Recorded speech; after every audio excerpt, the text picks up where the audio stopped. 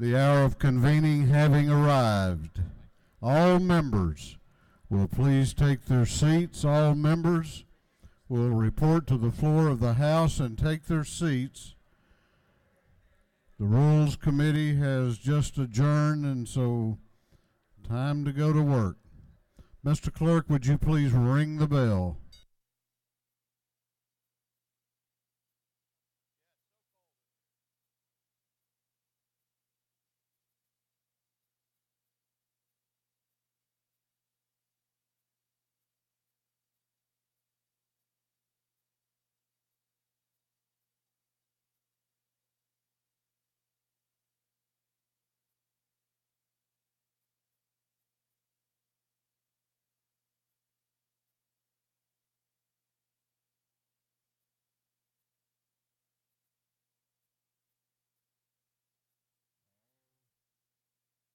All members of the House will please report to the floor and take your seats. All members.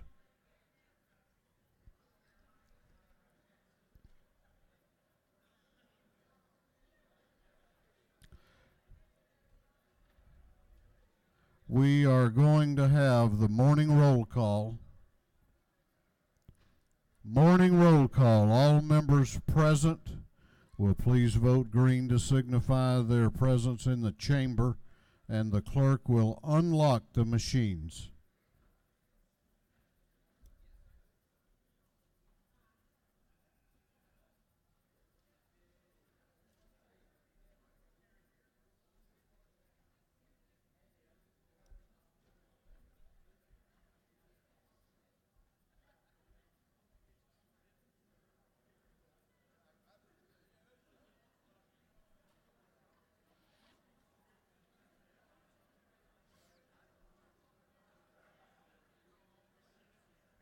Have all members voted? Have all members voted? If so, the clerk will lock the machines. Doorkeepers will please close the doors and keep them closed. Well, good morning. Did everybody enjoy the sunshine as much as I did yesterday? Wow. Beautiful, beautiful day, as was today. We will begin our day with scripture reading and prayer by the chaplain, after which we will pledge allegiance to the flag of our country.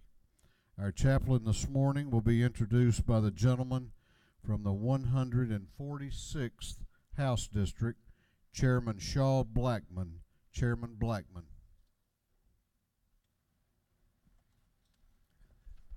Thank you, Mr. Speaker. Good morning. It is my distinct pleasure to present to you this morning Dr. David Anthony Clark, the pastor of Union Grove Missionary Baptist Church in Warner Robins. Dr. Clark was born in Flint, Michigan, and then he enlisted in the United States Marines, where he served for 12 years. It was there that he began preaching, and he met his lovely wife, Michelle. They have 3 wonderful children. And in 2002, he came to Warner Robins. I'd also like to say that he has preached across the globe, and that includes Japan, Haiti, West Africa, and he preaches and ministers here at home in our prisons, along with his ministry in Warner Robins. He is a very dear friend, and I'm grateful for his friendship, and we're also very blessed to have him in our community. He's an inspirational leader, Dr. David Anthony Clark.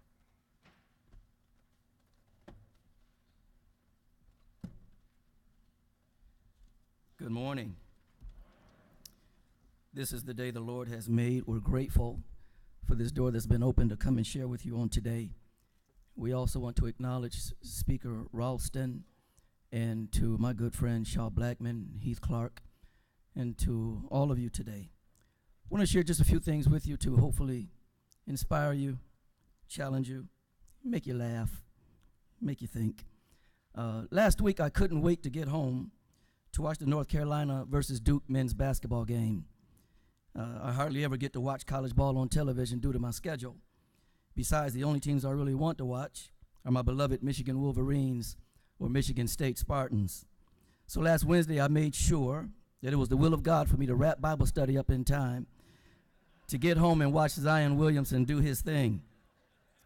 Well, 30 seconds into the game, Zion injured his knee and was out for the rest of the game. His Nike shoe fell apart while he was performing one of his stellar shake and bake moves, and he fell to the floor, grabbing his leg. He was simply doing what he normally does on the court. It was just another game, a significant game between rivals, but just another game. Another night on the basketball court, and his foot burst through his shoe as if he was turning into the Incredible Hulk. Zion's accident resulted in loss. Nike lost $1.1 billion in market share the next day, but Zion's accident also resulted in Duke's loss to North Carolina, 88-72. How are we to look at Zion's shoe incident?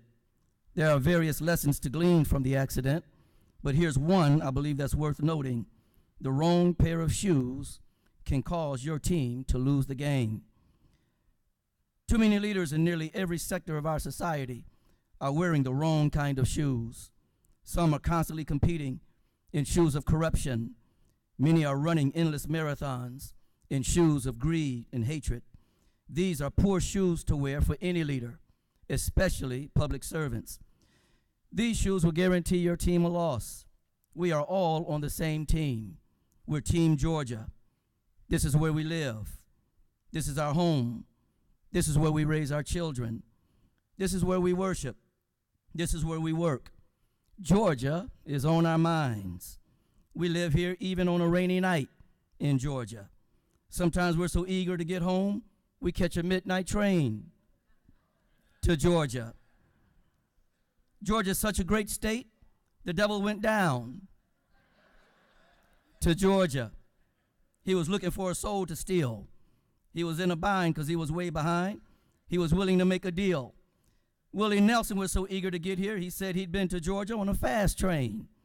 Georgia is so on my mind, I have to sing it 2 times. Georgia, Georgia. Come on, sing it with me. Georgia, Georgia. As you draft policies, push legislation, meet with persons with all sorts of interests, please do so wearing great shoes every day.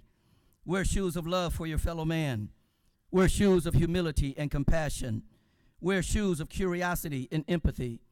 Wear shoes of courage to make tough, unpopular, but right decisions. You may experience personal setbacks and defeats, but just as Zion Williamson will bounce back and play more basketball, wear shoes of resilience. The wrong pair of shoes can cost your team the game. Nike is a Greek word for victory. Wear shoes that make all Georgians victorious. Help the poor, the middle class, and the rich to win. Help the silent generation, the boomers, the generations X, Y, and Z to win.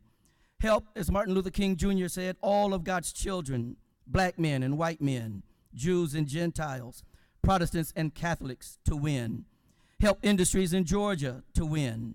Help education, agriculture, technology, transportation, tourism, nonprofits, and all other industries win.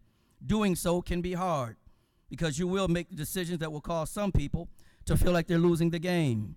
You can't make everyone happy, but you can try to make everybody victorious. We all want life, liberty, and the pursuit of happiness. Wear shoes that promote liberty and justice for all. Would you please join me in a word of prayer? Father, grant these your servants a generous dose of your divine wisdom. Guide their feet and order their steps. May they seek your help in serving our great state. Make them tough-minded and tender-hearted. Touch them to serve as shepherds after your own heart and with a desire to bring you glory. Bless them and protect them. Smile on them and be gracious unto them. Show them your favor and give them peace. In your holy name, amen. Would you please join me in reciting the Pledge of Allegiance? I pledge allegiance to the flag of the United States of America and to the republic for which it stands, one nation, under God, indivisible, with liberty and justice for all.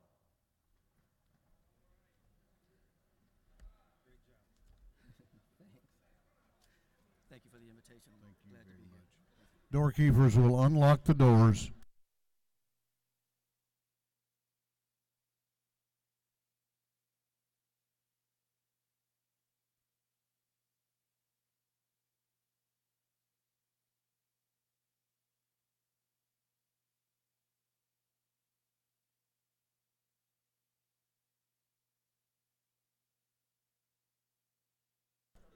Chair recognizes Chairman Darlene Taylor, the chair of the Committee on Information and Audits.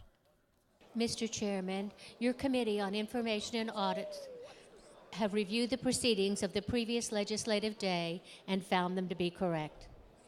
Chairman Taylor, the chair of the Committee on Information and Audits, reports that the journal of the previous legislative day has been read and found to be correct. Is there any objection to the confirmation of the journal? The chair hears none, and the journal is confirmed. The clerk will read the resolution establishing the order of business for the day. Mr. Burns, 159th moves following be established as the order of business during the first part of the period. Unanimous consents. Introduction of bills and resolutions. First reading and reference of House bills and resolutions. Second reading of bills and resolutions. Reports of standing committees. Third reading and passage of uncontested local bills and resolutions.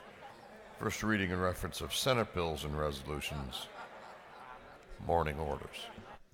Is there any objection to the adoption of the resolution establishing the order of business for the day?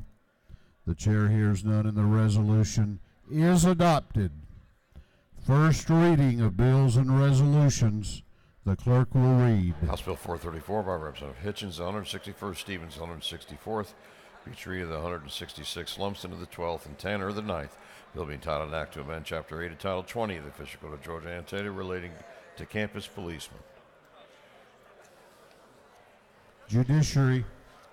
House Bill 435 by Representative Wilson of the 80th, Couch of the 50th, Howland of the 54th, Davis of the 87th, Hutchinson of the 107th, and others. Bill being titled Act to amend Article 4, Chapter 11 of Title 16 of the Official Code of Georgia annotated relating to dangerous instrumentalities and practices. Public Safety and Homeland Security. House Bill 436 by Representative Williams of the 145th and Rose of the 120th. Bill being titled an act to amend an act providing for the membership of the Sinclair Water Authority. Intergovernmental Coordination. House Bill 437 by Representative Davis of the 87th, Trammell, 132nd, Bodie, the 62nd, Jones, the 91st, Jackson, the 64th, and others. Bill be titled an act to amend Chapter 1 of Title 10 of the Official Code of Georgia annotated relating to selling and other trade practices. Energy, Utilities, and Telecommunications. House Bill 438 by Representative Ballinger, the 23rd, Cantrell of the 22nd, Welch of the 110th, and Oliver of the 82nd. Bill be titled an act to amend Article 1 of Chapter 11 of Title 15 of the Official Code of Georgia annotated relating to general provisions of the Juvenile Code. Juvenile Justice. House Bill 439 by Representative Ballinger, the 23rd, and Welch of the 110th. Bill being titled an act to amend Article 2 of Chapter 11 of Title 15 of the Official Code of Georgia annotated relating to juvenile court administration. Juvenile Justice. House Bill 440 by Representative Ballinger, the 23rd, Welch of the 110th, Gaines of the 117th, Collins of the 68th, Oliver the 82nd, and others. Bill be titled an act to amend Chapter 11 of Title 15, the Official Code of Georgia annotated relating to juvenile code. Juvenile Justice. House Bill 441 by Representative Bruce, the 61st, Collins of the 68th, Alexander the 66th. The bill being titled an act to amend Article 1 of Chapter 11 of Title 15 of the Official Code of Georgia annotated relating to general provisions regarding the juvenile code. Juvenile Justice. House Bill 442 by Representative Schofield, the 60th, Smyrie, the 135th, Bernal, the 77th, Beverly, the 143rd, Bennett, the 94th, and others. Bill be titled an act to amend Article 7 of Chapter 3 of Title 20 of the Official Code of Georgia annotated relating to scholarships. Appropriations. House Bill 443 by Representative Bodie, the 62nd, Dreyer, the 59th, and Schofield, the 60th. Bill be titled an act to amend Article 4 of Chapter 8 of Title 48 of the Official Code of Georgia annotated relating to water and sewer projects. Ways and Means. House Bill 444 by Representative Reeves, the 34th, Lott of the 122nd, Rogers of the 10th, Laricki of the 169th, and Knight of the 130th. Bill be titled an act to amend Title 20 of the Official Code of Georgia annotated relating to education. Education. House Bill 452 by resident of Saints of the 180th, Kelly of the 16th, Harrell of the 106th, Corbett of the 174th, Burns 159th, and others. Bill be titled an act to amend Chapter 11 of Title 19, the Fish Code of Georgia annotated, relating to the enforcement of the duty of support. Judiciary. House Bill 453 by Representative Bruce of the 61st, Bodie of the 62nd, Collins of the 68th, and Alexander of the 66th. Bill being entitled an act to authorize Douglas County to exercise all redevelopment and other powers. Intergovernmental coordination. House Bill 454 by Representative Tanner of the 9th, Manolowitz of the 42nd, Gaines of the 117th, Fryer of the 118th, Cooper of the 43rd. Bill be titled an act to amend Title 40 of the Fish Code of Georgia annotated relating to motor vehicles and traffic. Transportation. House Bill 455 by Representative Houston of the 170th, England of the 116th, McCall of the 33rd, Gilliard of the 162nd, and Stovall of the 74th. Bill be titled an act to amend Title II of the Fish Code of Georgia annotated relating to agriculture.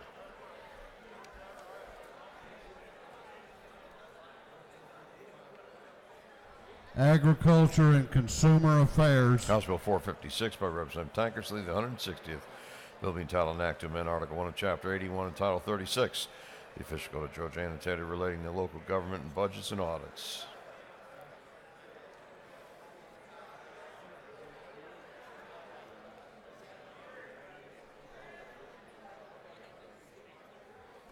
Budget and Fiscal Affairs Oversight. House Resolution 325 by Representative McLean of the 100th, Hughley of the 136th. Wynn of the 89th, Schofield of the 60th, and McLeod of the 105th, a resolution proposing an amendment to the Constitution so as to provide for the vacancy in the office of an elected constitutional executive officer. Governmental Affairs. House Resolution 326 by Representative Houston of the 170th, Watson of the 172nd, Perkle of the 155th, a resolution recognizing Mr. Roger C. Dill and dedicating a building in his honor. State Properties. House Resolution 327 by Representative Stevens of the 164th, a resolution proposing an amendment to the Constitution so as to authorize the General Assembly to provide by law for the local authorization of limited number of licensed destination resorts. Economic Development and Tourism. House Resolution 328 by Representative Clark of the 98th, Cook of the 18th, Stover of the 71st, Jones of the 167th, Gilligan of the 24th, and others. A resolution encouraging the Speaker of the House of Representatives. Rules. House Resolution 329 by Representative Bodie of the 62nd, Bazemore of the 63rd, Bruce of the 61st, Jackson of the 64th, and Alexander of the 66th. A resolution creating the House Study Committee on Homeowners Associations. Special rules. House Resolution 345 by Representative Holly of the 111th, Clark of the 108th, Cannon of the 58th, Hobson of the 153rd, Dreyer of the 59th, and others. A resolution proposing amendment to the Constitution so as to provide that persons who are 17 years of age and older may register to vote. Governmental Affairs. Senate Bill 32 by Senators Kirkpatrick of the 32nd, Kirk of the 13th, Butler of the 55th, Payne of the 54th, Barak of the 36th, and others. Bill be titled an act to amend Chapter 1 and Title 51 of the Fish Code of Georgia annotated relating to general provisions relative to torts. Judiciary. Senate Bill 67 by Senator Burke of the 11th, Hill of the 4th, Kirk of the 13th, Sims of the 12th, and Mullis of the 53rd. Bill be titled an act to amend Part 10 of Article 6 of Chapter 2 of Title 20 of the Fish Code of Georgia annotated relating to capital outlay funds. Appropriations. Senate Bill 99 by Senators Harper the 7th, Mullis the 53rd, Lucas the 26th, Kernshak of the 48th, and Jones the 25th, and others. Bill be titled an act to amend Code Section 2722 of the Fish Code of Georgia annotated relating to issuance and sales of hunting, fishing, and trapping licenses. Game, Fish, and Parks. That completes first readers.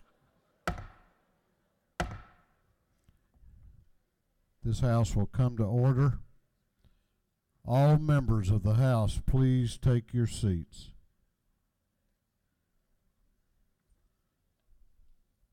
All members will please take your seats. We have a very special guest that we are very honored to have with us today.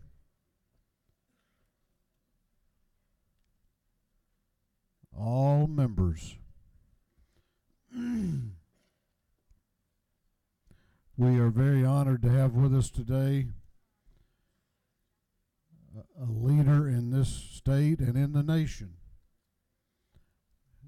Senator David Perdue has been fighting for this state now for a number of years from the U.S. Senate, whether it's for deepening the Savannah River Harbor, relief for the victims of Hurricane Michael,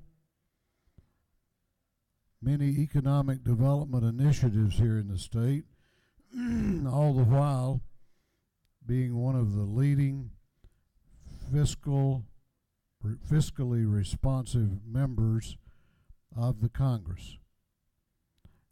He's a great friend. I appreciate his friendship.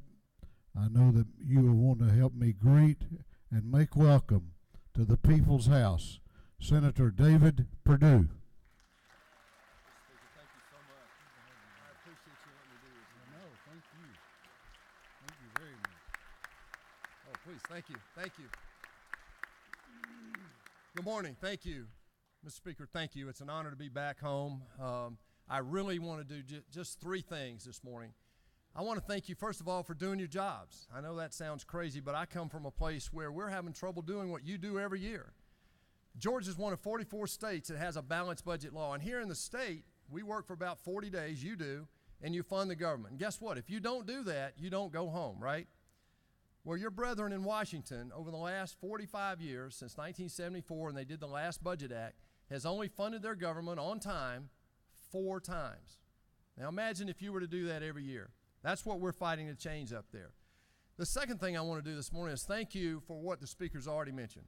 Because you did your job over the last few years, Georgia has already appropriated and spent the money it had committed to spend to deepen our port in Savannah 5 feet. Now we are blessed with the fastest growing port in our country. It's the 4th largest port in our country, and by the way, I think more importantly, it's the only port we have in the United States that actually exports more than it imports. It's a blessing, it's an infrastructure project, and just this past year, President Trump made it a point that after 20 years of trying to deepen that port 5 feet, we would for the first time fund the federal government's portion of that fully. So now we have 2 years that we've done that, and we're about to have the next one. And I believe we're only 2 years or so away from finishing the deepening of that point. That's a huge blessing, and you are responsible for that. The last thing is I want to thank you, the Speaker also mentioned, you've stepped up. I think it was $257 billion or whatever for disaster relief from Michael. The federal government had that in the appropriation bill that got tied up. The disaster relief got pulled out. We now have pulled it back in. President Trump just last week agreed to put this as a standalone bill, including $600 million for Puerto Rico. That was the dilemma. That now is taken care of. President Trump is waiting for a bill from Congress. We hope to get that done this week. But thank you for doing your job. God bless you for doing it. God bless Georgia, and God bless the United States. Thank you for letting me speak. Thanks. Good to see you, buddy. Good luck. Thank you.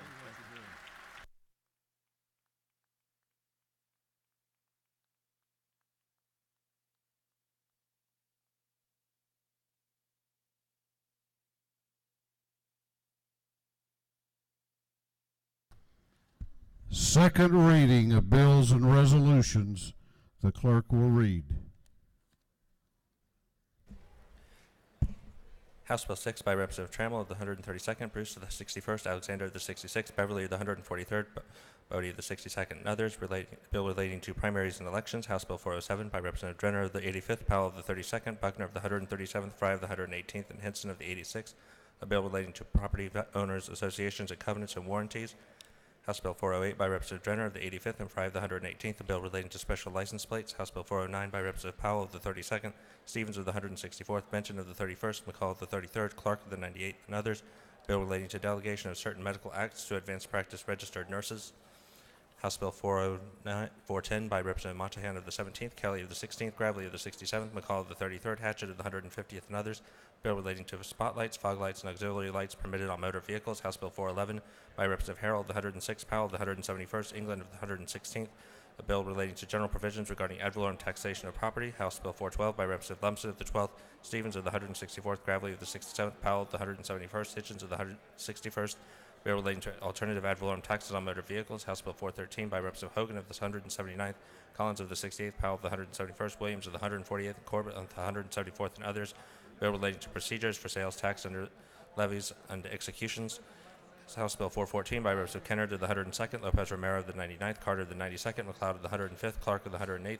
Bill relating to elementary and secondary education.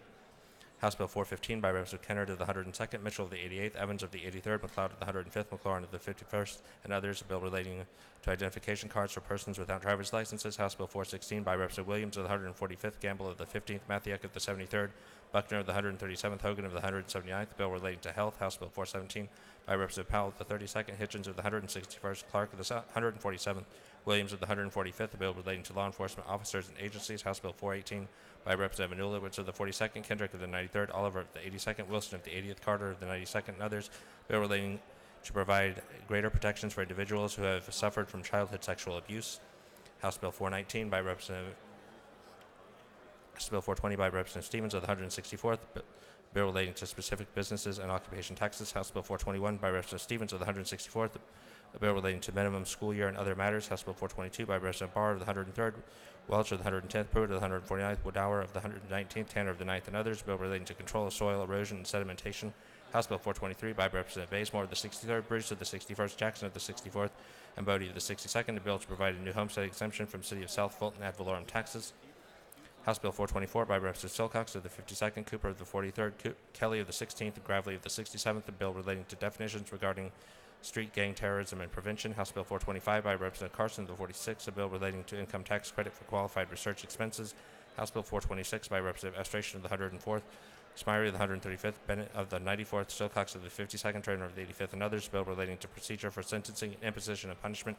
House Bill 427 by Representative Cannon of the 58th, Beasley Teague of the 65th, Gardner of the 57th, Burnell of the 77th, Holcomb of the 81st, and others. Bill relating to property tax exemptions. House Bill 428 by Representative Werkheiser of the 157th, Powell of the 171st, England of the 116th, Watson of the 172nd, Jackson of the 128th, and others. Bill relating to local government, revenue, and taxation.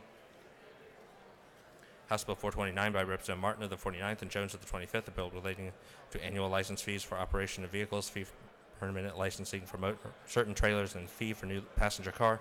House Bill 430 by Representative Martin of the 49th, Jones of the 47th, Robichaud of the 48th, bill to amend an act to increase the homestead exemption from certain City of Alpharetta ad valorem taxes. House Bill 431 by Senator Representative Martin of the 49th, Jones of the 47th, Robichaud of the 48th, bill to amend an act to provide an additional $10,000 homestead exemption from certain City of Alpharetta ad valorem taxes. House Bill 432 by Representative Carson of the 46th, Blackman of the 146th, Knight of the 130th, Harold of the 106th, Williamson of the 115th, bill relating to revenue and taxation. House Bill 433 by Representative Holcomb of the 81st, Trammell of the 132nd, Hughley of the 136th, Alexander of the 66th, Park of the 101st, and others. Bill relating to primaries and elections. House Bill 445 by Representative Hogan of the 179th, Jones of the 167th, Sains of the 180th, Williams of the 145th, Clark of the 147th, and others. Bill relating to shore protection.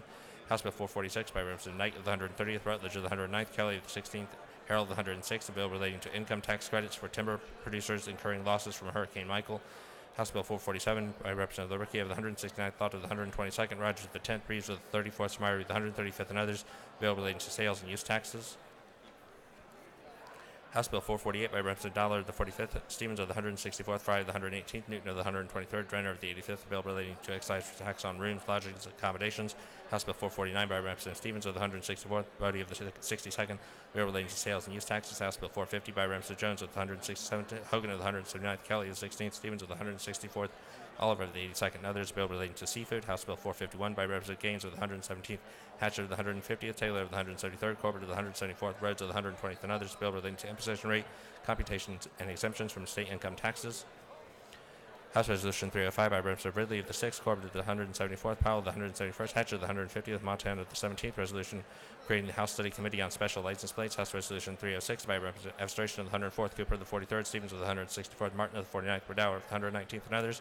Resolution provide for a reduction in the highest personal and corporate income tax rates. Senate Bill 1 by Senator Parrott of the 42nd, Jordan of the 6th, Jones of the 2nd of the 22nd, Kirk of the 13th, Black of the 8th, and others. Bill relating to motor vehicles and traffic. Senate Bill 72 by Senator Harper of the 7th, Mullis of the 53rd, Gooch of the 51st, Jones of the 25th, Jen of the 47th, and others. Bill relating to general provisions relative to game and fish. Through second readers.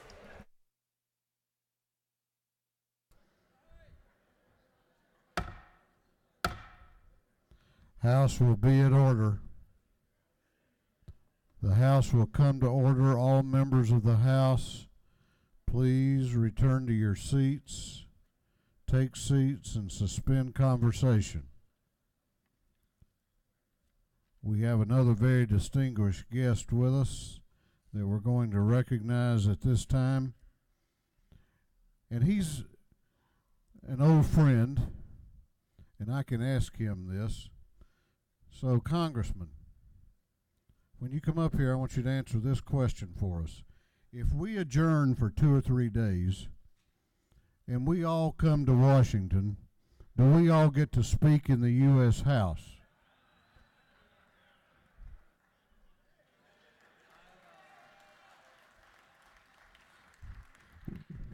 We have with us today a former member of this body for a number of years, former chair of the Governmental Affairs Committee, a friend to many, many members here. Still, he works very, very hard for all of Georgia, particularly our agricultural community. He's a great, great guy.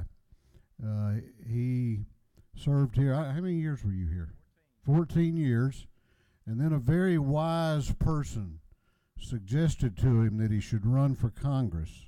And he did, and he won, and we're happy about that. Please make welcome Congressman Austin Scott.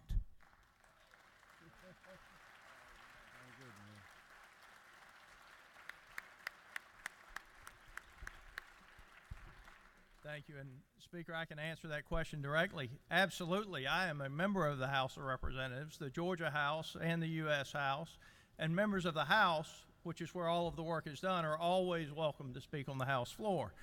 I'm a little concerned about the fact that you actually yielded the floor to a member of the Senate. And just as we know, the Senate's job is simply to approve the House budget.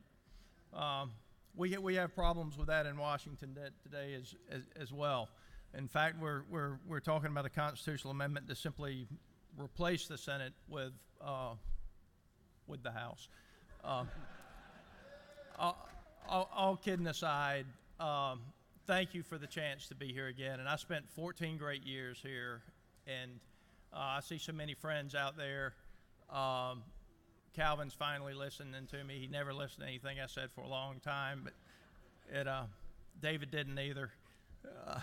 But, you know, the state and the local governments are where the services are delivered to the American citizens and the people that we all represent. And if there's one thing that I want you to know after my time in Congress, more so than even when I was here, I trust the people in this House and in this Capitol to determine the best way to deliver those services to Georgia's citizens more than I trust the people in the Washington, D.C. Capitol to determine how those services should be delivered. So I'm hopeful that we get a disaster bill passed. As Senator Perdue mentioned this week, we very much need it for my part of the state, and I very much appreciate the work you do. And if I can ever help you, any of you, please call me and give us the chance to be of service to you.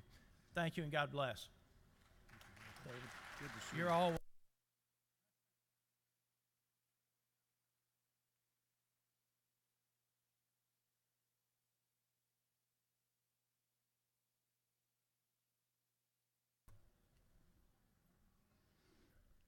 Reports of standing committees, the clerk will read. Representative Barry Fleming of the 121st District, Chairman of the Committee on Judiciary, submitted the following report. Mr. Speaker, your Committee on Judiciary has had under consideration the following bills of the House and instructed me to report the same back to the House with the following recommendations. House Bill 134 do pass, House Bill 257 do pass, House Bill 177 do pass by substitute. Respectfully submitted, Representative Barry Fleming of the 121st District, Chairman. Representative Richard Smith, in the 134th District, Chairman of the Committee on Special Committee to Access to Health Care, submitted the following report. Mr. Speaker, your Committee on Special Committee to Access to Quality Health Care has had on consideration the following bill of the House and has instructed me to report the same back to the House with the following recommendation. House Bill 198 to pass by committee substitute, respectfully submitted, Representative Richard Smith, 134th District, Chairman. That completes the reports of the Standing Committee. We're going on now to the local calendar. We are going on to the local calendar. There were two measures on Friday's local calendar which were postponed until today: House Bill 72 and House Bill 161.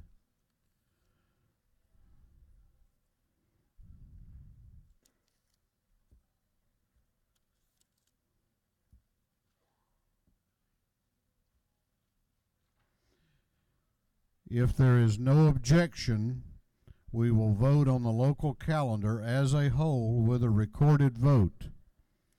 For what purpose does Chairman Benton rise?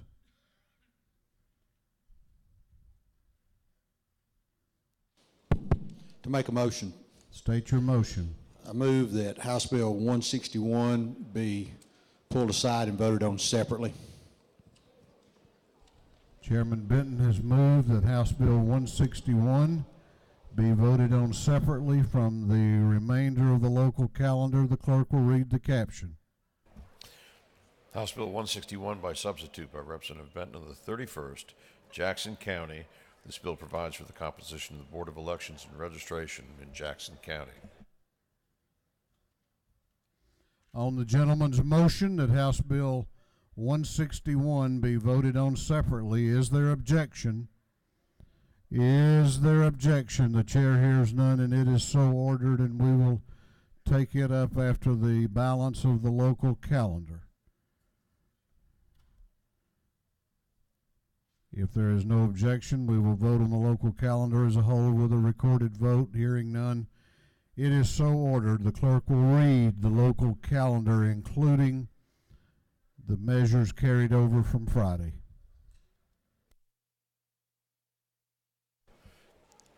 House Bill 72 by substitute by Representative Bernal of the 77th, Clayton County.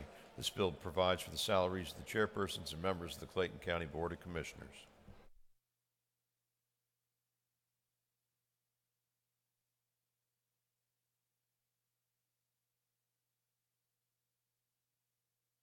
Okay.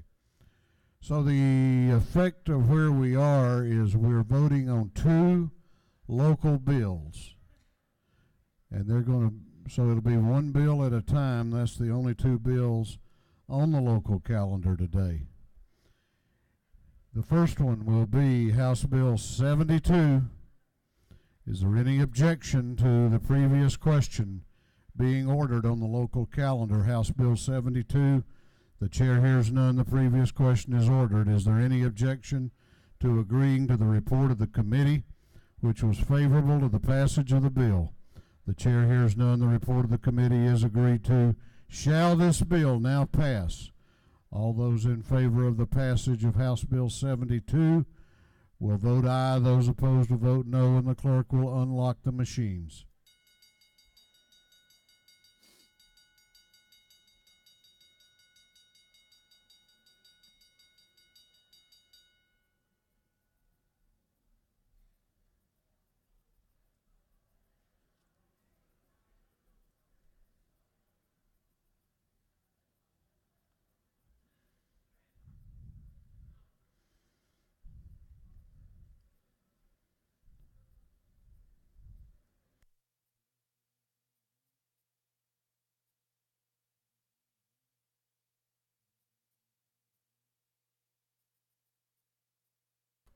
Have all members voted? Have all members voted? If so, the clerk will lock the machine on the passage of House Bill 72. The ayes are 82, the nays are 72. This bill having failed to receive the requisite constitutional majority, therefore fails.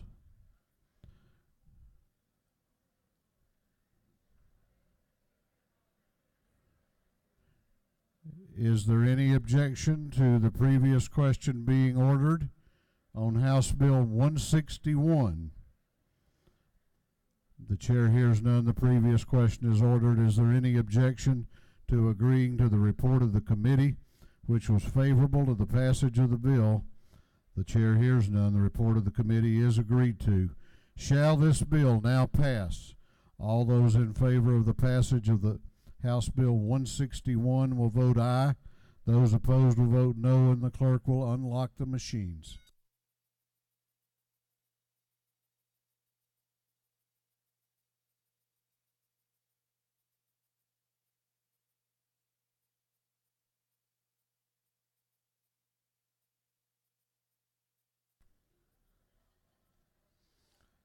Have all members voted? Have all members voted? If so, the clerk will lock the machine on the passage of House Bill 161. The ayes are 103. The nays are 51. This bill, having received the requisite constitutional majority, is therefore passed.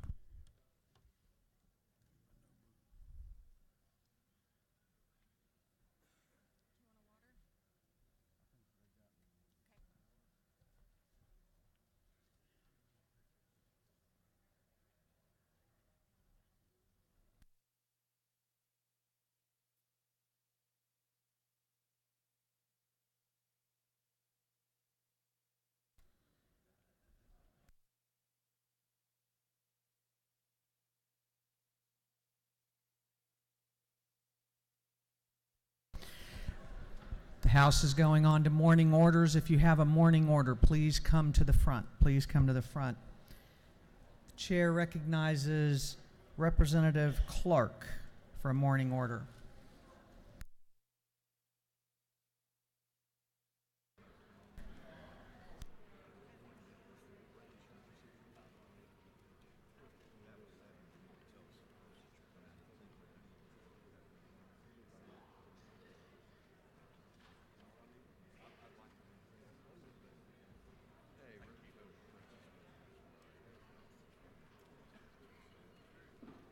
Chair recognizes Chairman Nix for a morning order.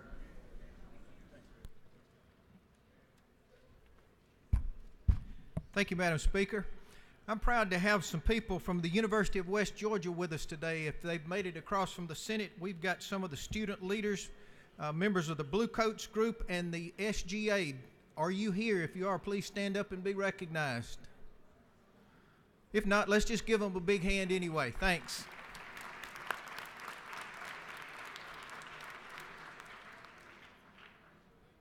Chair recognizes Representative Schofield for a morning order.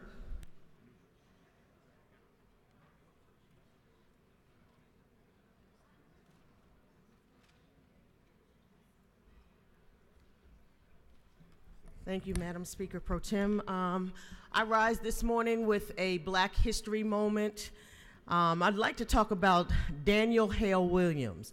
Born January 18, 1956 in Holidayburg, Pennsylvania, Daniel Hale Williams was a pioneer in medicine. He actually was the first physician to perform open heart surgery and he opened an interracial hospital that had an interracial staff. Not only did he it was called Providence Hospital, and not only did he integrate, but he performed a cardiovascular surgeon. As a cardiovascular surgeon, he performed performed this activity with a limited staff and very interesting, no anesthesia. He's had a lot of obstacles against him, but I wanted to just bring this to you because he completed open heart surgery, and for that he deserves his recognition. Thank you.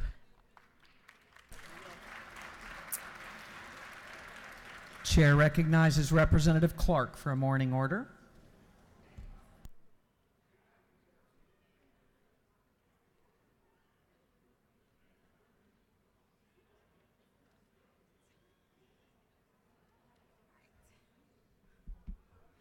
Thank you, Madam Pro Tem.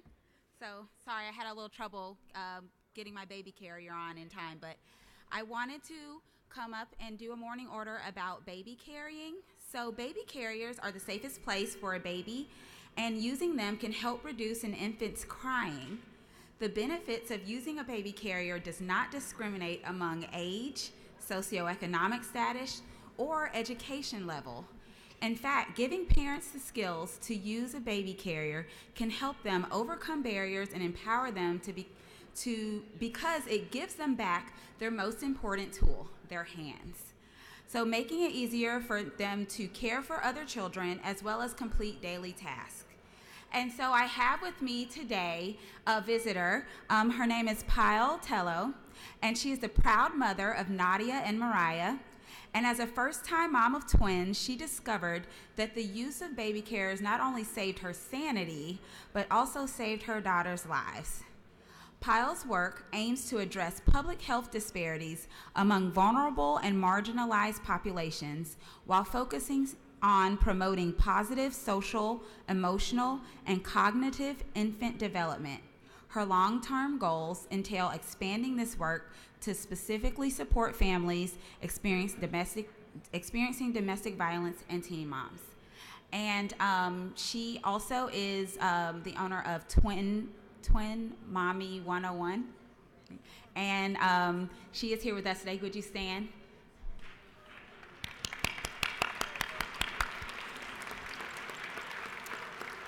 Thank you, Madam Pro Tem.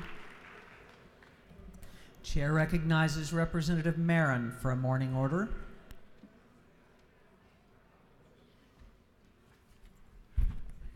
Thank you, Madam Speaker. Good morning. I'd like Sam and Annika to join me. I don't know, B. I'm here this morning to commend and recognize Pakistani Day at the Capitol. And I would like for them to stand in the galleries. Pakistani have a strong history of mutual relationship, friendship, and admiration and respect. The state of Georgia and Pakistan have deep bonds of beneficial business, bilateral trade, and economic interest. Pakistani Americans have been an integral part of mainstream American society and have made innumerable contributions to the state of Georgia in the fields of finance, technology, law, medicine, education, sports, media, the arts, the military, and government. For with this, I would like the members to stand up and recognize Pakistani friends that are here at the Capitol this morning. Thank you, Madam Speaker. Wow. My voice. Thank you. Would all members please take their seats and cease all conversations? The chair recognizes Speaker Ralston for a morning order.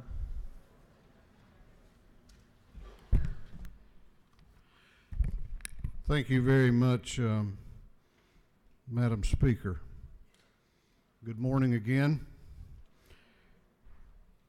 When I was first elected to this position, I pledged to uphold the independence of this House and to always uphold the honor of this chamber and to defend the women and men who serve here. 21 legislative days ago in January, I renewed that commitment. It is a commitment that I have tried with all that is within me to honor and respect every day for 9 years. It is a commitment which is as important to me now as it was then. And it is because of that commitment that I come to this well this morning. I ask you to indulge me for just a few minutes.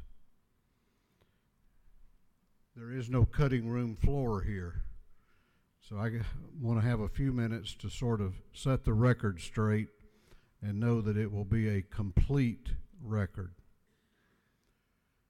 The temptation that I have found myself in is to allow the experience of the past week and a half to make one defensive, angry, and paranoid. to be attacked in the absence of any allegation of illegal, wrongful, or unethical conduct, to read news stories which tell only part of the story and which cloak opinions and erroneous conclusions as factual, even if constructed on false premises.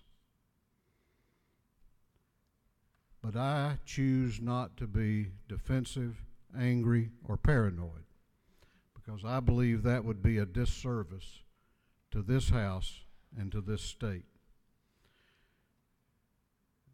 I choose instead to try to grow and learn from this moment.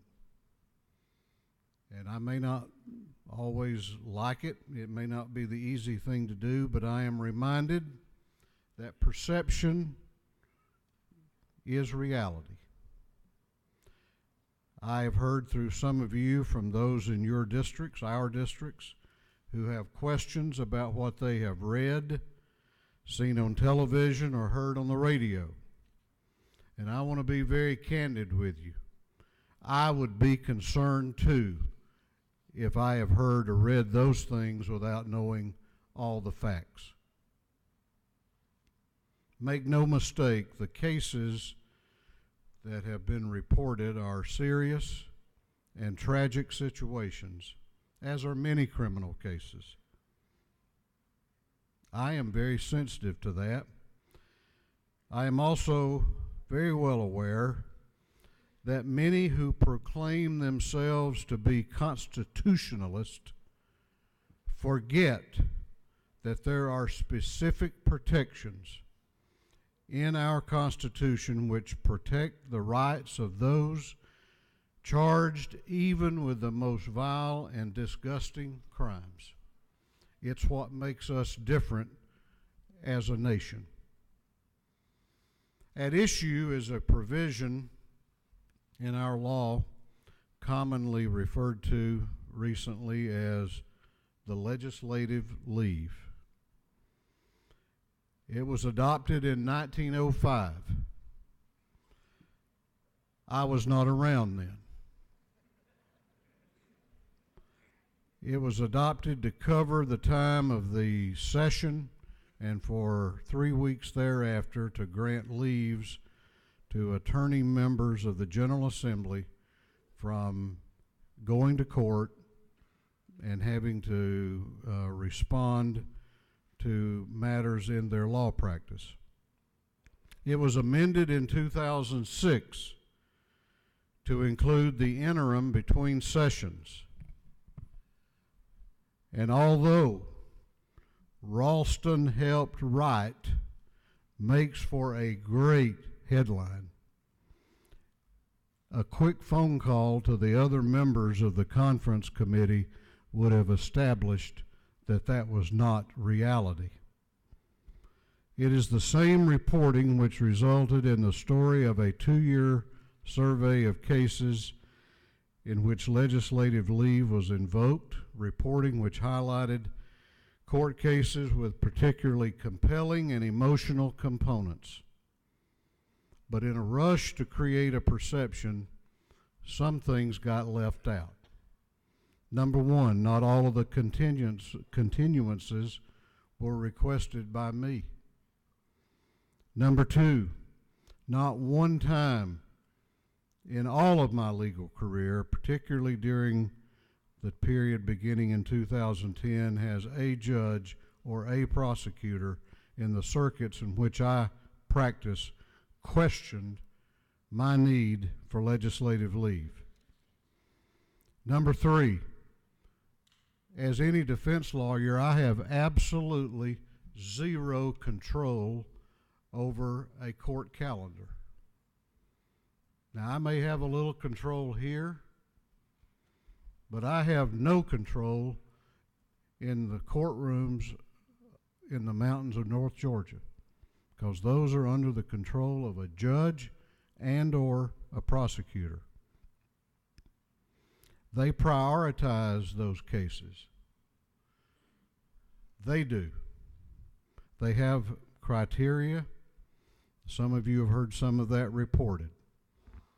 People in jail that can't make bond, that are charged with felonies, are called for trial first.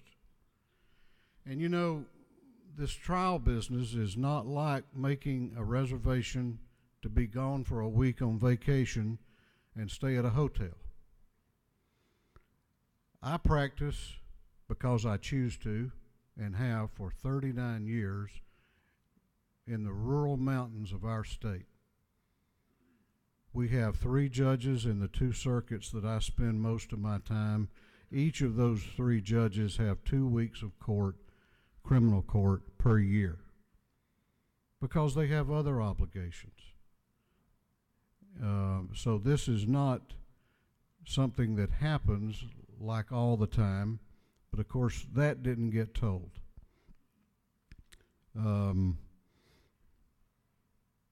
Over the 2 years of their study, they did not mention that 23 cases were completed, some of which by jury trial. Because you know what we do up there? I go in and meet with the judge and the prosecutor 3 or 4 times a year, and they understand my schedule, and we find times that's good for them and good for me, and we move some of these cases as best we can. More cases closed than were impacted by legislative leave. In fact, talking about these conferences, you know, there's been 4 of these cases that have gotten a lot of attention. Back in November, before this was ever a story, I met with the judge and the district attorney, and we agreed to schedule by special set trials in 2 of the 4 in either May or June this spring when this session is over. And that didn't get reported. But I am not defensive, angry, or paranoid. But an examination of all the facts causes me to reject in the strongest possible way any accusation or insinuation that I have abused or misused my position. But I come back to perception becoming a reality. And I know that a number of fair-minded Georgians have questions about the legislative leave law. And as a result, I believe I have an obligation not to dismiss their concerns, but to be mindful that the consent of the governed is a vital block in the foundation of our government.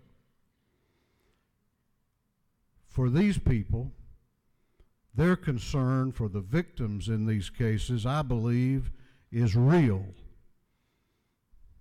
And it's not simply as a prop in a media hit piece or in a campaign ad. Accordingly, I will this week assemble a bipartisan, that means both parties, because I think this needs both parties at the table, advisory group to examine the need for this law and to make recommendations for changes. I will ask this group to look at the practices of other states which have part-time citizen legislatures. This group will consist of legislators, judges, prosecutors, victim advocates, other members of the legal community, and lay people. But let me tell you who need not apply, and that's those who make their living screaming into a radio microphone. I recognize also that my professional work as a practicing attorney for 39 years has contributed to this perception. My criminal defense work predates my election to this position by 30 years. I was hired by criminal defendants before, and I have been hired since. Actually, I'm hired less now than I was before. And I can say, regardless of what has been written, and much of this I can't respond to because the attorneys in here know that we are bound by attorney-client privilege. But I will say this today, that I have never discussed legislative leave with a prospective client, nor have I benefited in any way by the application of this law. However, out of an abundance of caution and because I want to be completely fair with the members of this body, I have decided that from this day until at least those 4 cases that have been covered most extensively have been concluded, that I will accept no new criminal cases. 2 of those cases, as I said, I expect to be completed by the end of June. In taking the actions that I have outlined today, I reiterate that no action I have taken has been illegal, wrong, unethical, or immoral. Because, you know, when I grew up, those were words that you reserved for the worst behavior among us. And now we throw those around every day, flippantly, lightly. But these actions are taken because of my commitment to serve this house with honor and because of the love that I have for this body and its members. I may not agree with you on policy, but I appreciate that you represent Georgians just as I do. Now, I do this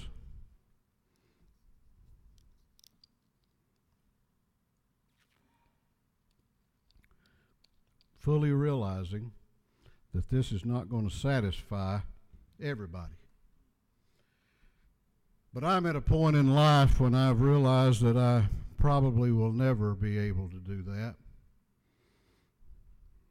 Those who choose to use this as a campaign stunt to launch a campaign for another office will continue to put themselves ahead of the greater good. Those who would try to disrupt the legislative process in the middle of a session in which Georgians are expecting us to continue our focus on revitalizing rural Georgia, enhancing school safety, and making wise decisions, whatever they may be, which impact their access to quality health care, will not be happy, nor will those who make their living stoking anger and fear in many of our citizens and putting the money they get from that in their pocket. They won't be happy. But as I said, I can't make everybody happy.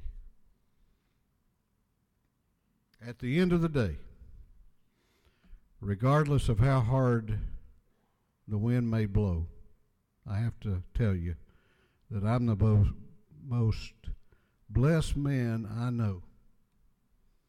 I have a job I love, serving a state I love.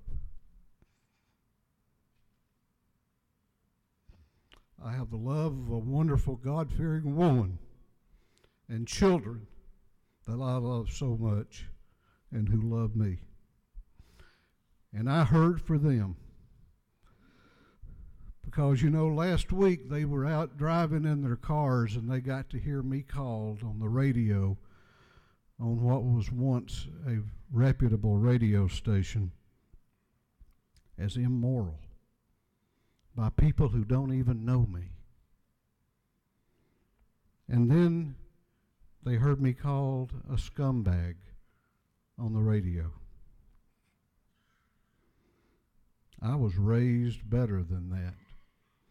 I may think that, But I'm not going to say things like that about any other human being in public, and nor am I going to be influenced by someone who does that. Which brings me to one other reason that drives this decision. You know, this run will end for all of us at some point.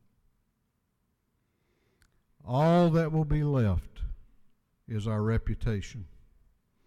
After all of the sacrifices to be here and serve, after all the hard work that we put in, after all the inevitable ups and downs, all the bills and all the votes, do you ever stop and ask yourself, what will the reputation that I leave there be? It may not matter to anyone other than your family, but it will be important to them. And that's why I try to be mindful of that reputation each day. You know, reputations are formed by a lifetime. My own reputation was formed in the community that I live, and yes, it was formed in the courtrooms of North Georgia, where my word was my bond. And it's been formed here. My hope is that they will remember me as having a reputation that had the courage to do the right thing, regardless of where the noise might be coming from. To have the courage to change when necessary, and the courage to do that which is right and not politically popular, and to never weary in well-doing, and to never, ever, ever quit, regardless of how rough the road may be. Now, we got work to do. May God bless you, and may He continue to bless the great state of Georgia.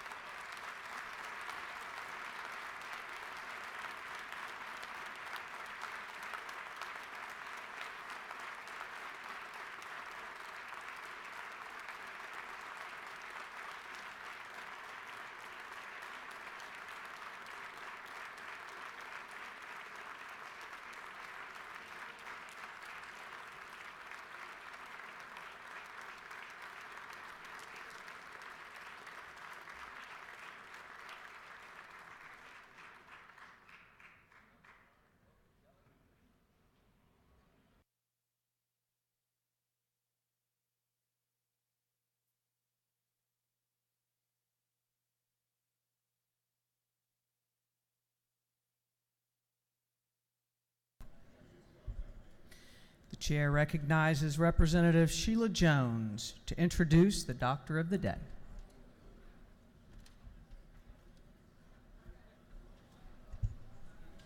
Thank you, Madam Speaker. Dr. John Toomey is a resident of District 53. He is CEO and Chief of Psychiatry at Foundation Psychiatry on the main campus of Piedmont Atlanta Hospital. He is a diplomat of the American Board of Psychiatry and Neurology with board certification in adult psychiatry. He earned his Doctor of Medicine from the University of Virginia School of Medicine. Dr. Toomey serves on the Advisory Council of the American Psychiatric Association Foundation Center for Workplace Mental Health, which provides employers the tools, resources, and information needed to provide and support the mental health of employees and their families. He also works with staff at First Presbyterian Church of Atlanta and North Avenue Presbyterian Church to help provide psychiatric services to the homeless. Dr. John Toomey.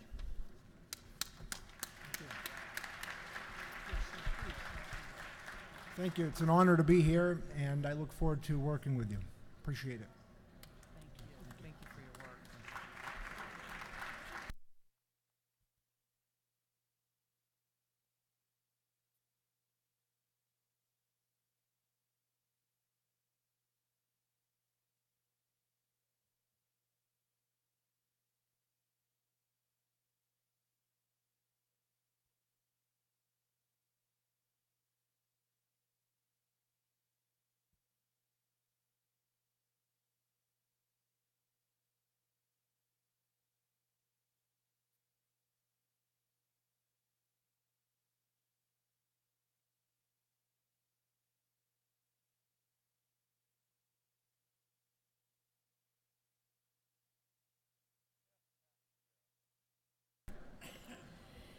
House is moving on to privileged resolutions. Please give the chair your attention. Take all conversations to the anteroom.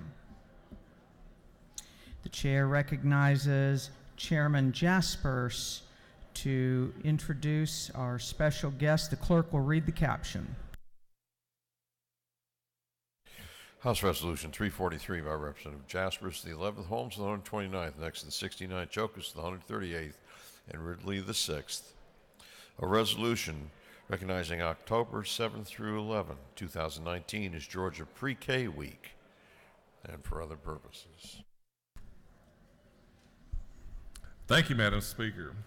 It's great to be up here today, and this is Pre-K Week. And members, if you'll look on your desk, you have an envelope with this great book, Llama Llama Red Pajama. And you'll be called sometime in September to speak to pre-K classrooms across the state. I know our speaker has, and I have, and we all have. And if you're new to this chamber, you need to take advantage of this great opportunity to meet with pre-K and get to know them. I just got a couple of people I want to recognize. Of course, we have Amy Jacobs, our commissioner. She'll speak in a moment. And Erica Sitkoff right here. But most importantly, you know, in education, we think of the teachers and the teachers that do a great job. We have their 2 Teachers of the Year. And if you'll recognize them when I get through with it's Becky Hayden. Becky, if you'll raise your wave. She's from Harris County. And also Stephanie Westhaver from Jackson County. Let's recognize those 2 folks.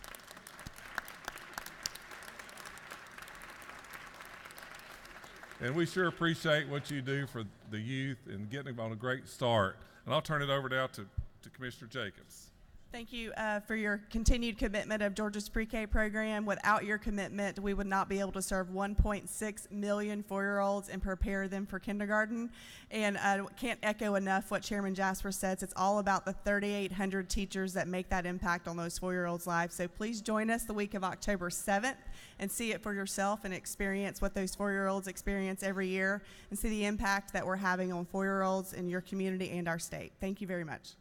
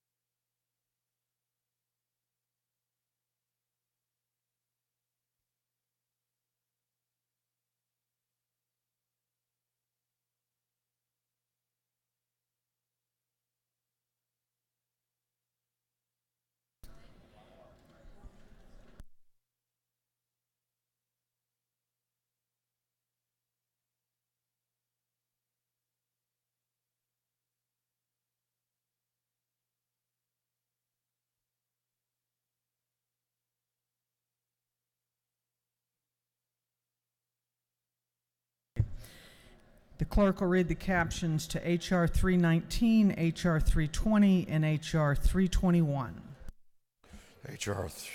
House Resolution 319 by Representative Martin of the 49th and Williams of the 37th, a resolution recognizing and commending Stephanie O'Donoghue and for other purposes. House Resolution 320 by Representative Martin of the 49th and Henson of the 86th, a resolution recognizing and commending Crystal Wright. House Resolution 321 by Representative Martin of the 49th and Dubnik of the 29th, a resolution recognizing and commending Catherine Ballard and for other purposes. Chair recognizes Chairman Martin to introduce our special guests. Thank you, Madam Speaker, and the members of the House. I have the honor this morning of recognizing 3 very special people from our technical and adult college system. But before I do that, if I could first recognize all the way down on the floor Dr. Tavares Halston with Piedmont, our commissioner of the system, Mr. I just went blank, Matt. Matt Arthur. I've known Matt for 40 years, and I just went blank up here. So if you don't believe it can happen, Commissioner Matt Arthur. We have also 3 special guests from the Technical College System of Georgia. And first, I would like to recognize Stephanie Donahue. Miss Donahue is an instructor at Chattahoochee Technical College, teaches electrical and computer engineering, and was the recipient of the 2018 Rick Perkins Award given to the top instructor of the Technical College System of Georgia. Next, please join me in recognizing Miss Catherine Ballard of Lanier Technical College. Miss Ballard distinguished herself among her peers and was selected the 2018 Eagle Award winner. The Eagle Award stands for Exceptional Adult Georgian in Literacy Education and is awarded for Adult Education Student of the Year, Miss Ballard. And last, if not least, please help me welcome Crystal Wright from Georgia Piedmont Technical College. Miss Wright is an interdisciplinary student and the 2018 Gold winner. This award is the highest honor a technical education student can receive. Ladies and gentlemen of the House, please join me in recognizing our Commissioner, Dr. Halston, and these 3 fine recipients in our Georgia Technical College System.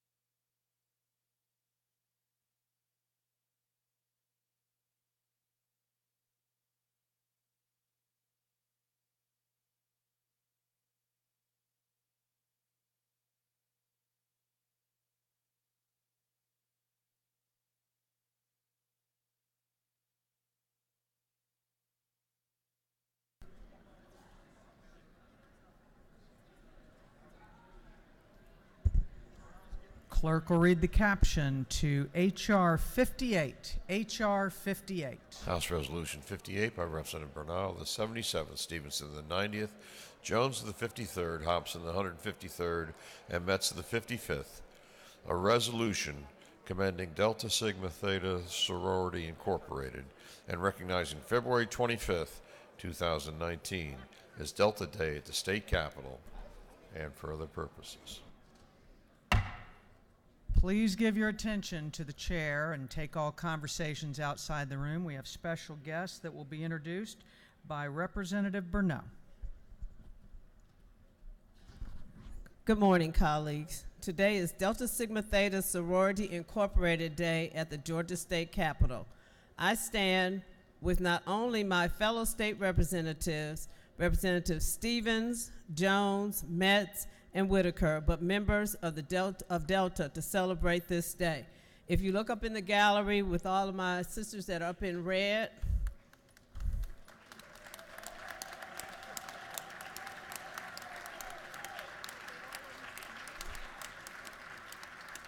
and joining me today is Sandra K. Horton. She's our Southern Regional Director. Sabrina Pelote, North Georgia Coordinator. Brenda Winston, Co-Chair of Delta Days at the State Capitol. And Rhonda Houston, Regional Advisor Coordinator. And now our Southern Regional Director, Sandra Horton, will bring a few remarks. Welcome, thank you. Founded in 1913, Delta Sigma Theta was founded at Howard University. We are celebrating our 106 years of sisterhood, scholarship, and service, with over 300,000 members nationwide in 1,000 chapters. 54 of those chapters are in the great state of Georgia, with over 10,000 members, from Rome to Brunswick, as far east as Savannah, and to the west, Columbus. We are here representing those chapters. Those are the individuals you see in the gallery. We're proud to visit the state capitol each year in support of our emphasis on social action. Thank you, Madam Speaker and all legislators, for the service that you provide and the advocacy for the citizens of Georgia.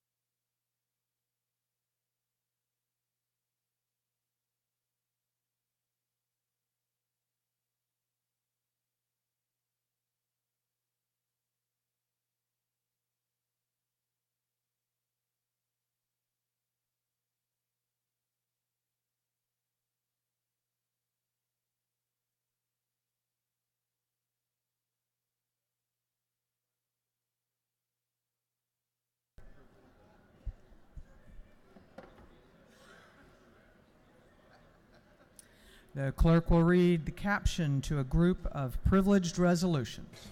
Commending and recognizing Sharon Stovall Daniel. Commending and recognizing Jazzy McBee. Recognizing, commending Tawanda Black. Commending and recognizing Mamma Mia for her successful career in the field of radio broadcasting. Recognizing, commending Gene Hobby for 19 years of broadcasting and programming excellence. Commending and recognizing Joyce Little for 35 years of broadcasting and programming excellence. Commending the Gordon Lee High School Boys Golf Team for winning the 2018 GHSA Class A Public State Golf Championship. Recognizing the Prime Chapter of the Kappa Sigma Fraternity on the grand occasion of his 25th anniversary. Commending and congratulating the Lee County High School Trojans football team for winning the 2018 GHSA Class 6A State Football Championship. Recognizing February 28, 2019 as Patient-Centered Physicians Coalition of Georgia Day and the importance of an adequate workforce of primary care and maternity care physicians in our state. Commending and recognizing Mount Bethel Christian Academy as one of the 2018 National Blue Ribbon Schools. Recognizing and commending Annie Jorgensen, Miss Georgia 2018. Commending President Kyle Marrero for his many contributions to the University of West Georgia, and for other purposes. That completes the reading of the privileged resolutions. Is there any objection to adopting the privileged resolutions? The chair hears none, and the resolutions are adopted.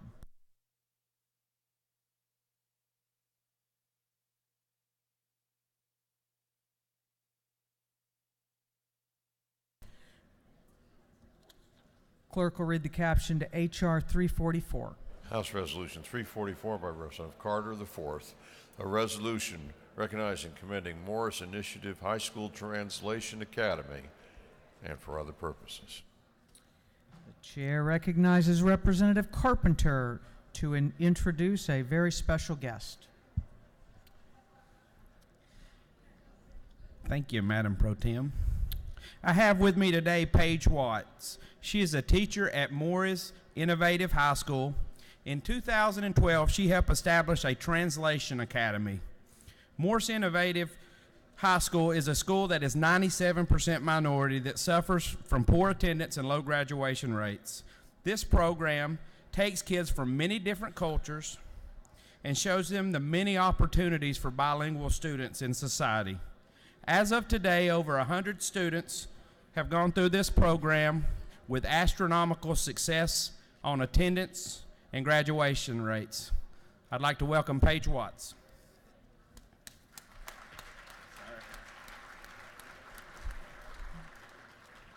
Thank you so much. If my students will stay standing.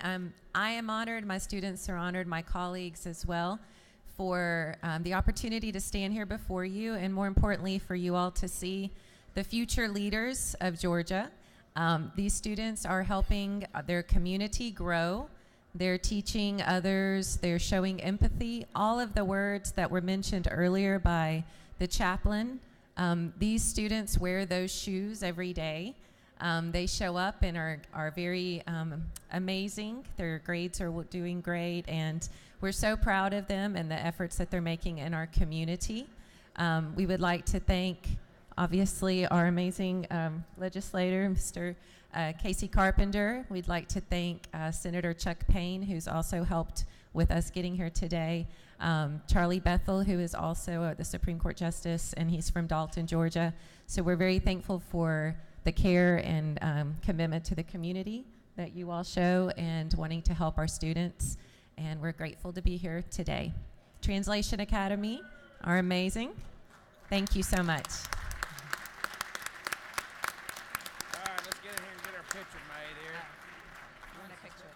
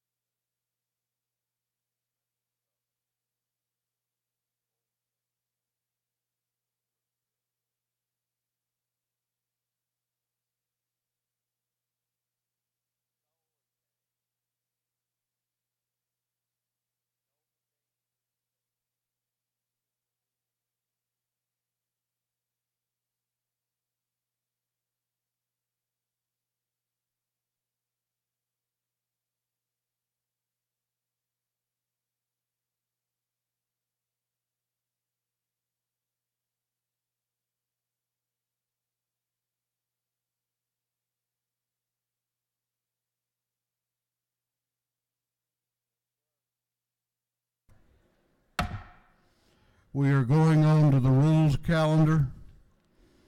We are going on to the rules calendar. Chair is going to ask all members to take your seats. All members will take your seats. We have a number of bills to take up before we leave for today. It's getting that time of the session. Clerk will read the caption to House Bill 221. House Bill 221 by Representative Rogers of the 10th and others to be entitled an act to amend Article 3, Chapter 9 of Title 10, the official code of Georgia and State relating to revenue bonds for the George L. Smith II Georgia World Congress Center. This bill I referred to the Committee on Ways and Means. That committee recommends that this bill do pass. Chair recognizes Representative Terry Rogers to present the bill. Thank you, Mr. Speaker. Ladies and gentlemen, it's a fairly simple bill. This is House Bill 221. It's a bill that we passed 2 years ago. What it does is it increases the bonding authority of the Georgia World Congress Center. We set it at $400 million. 2 years ago, it passed out, I think it was 159 to 4. Since then, this bill is going to be, this bond would be used to construct a new hotel, a 1,000-room hotel, to bring in more tourism, to attract more industry, more conventions into Atlanta, something that we can benefit from all across the state. And during that time frame, they looked at it and realized in 2 years the construction costs have gone up and a few other things. And so we've gone from $400 million to $500 million on the bill, passed out through Ways and Means subcommittee and the committee with no questions whatsoever. The 2 points that I do want to make about this bill, and I don't want to belabor the point, but first of all, it is completely a self-sustaining bill. The authority is responsible for the bond itself. The state is not on the hook for the bond at all. They don't back the bond. It is completely from the authority. And the second thing is that based on all the numbers and all the revenue that we're looking at, the hotel will pay the bill and go ahead and take care of it. Mr. Speaker, I think it's pretty self-explanatory. I'll take any questions if I have any, but otherwise I'd appreciate your favorable consideration of the bill. You have a question if you care to yield. Yes, sir, I'll yield for one. Chair recognizes Chairman Fleming to your left for a question. To the gentleman in the well, I appreciate you bringing this measure. Completing that hotel over at the stadium and the Georgia World Congress Center is hugely important to our ability to attract conventions to this state. I appreciate you working on this. Thank you. Thank you, Chairman Fleming, and I appreciate your work also with me and the others on the Oversight Committee. We're both members of the Oversight Committee. We're making certain that everything's taken care of there.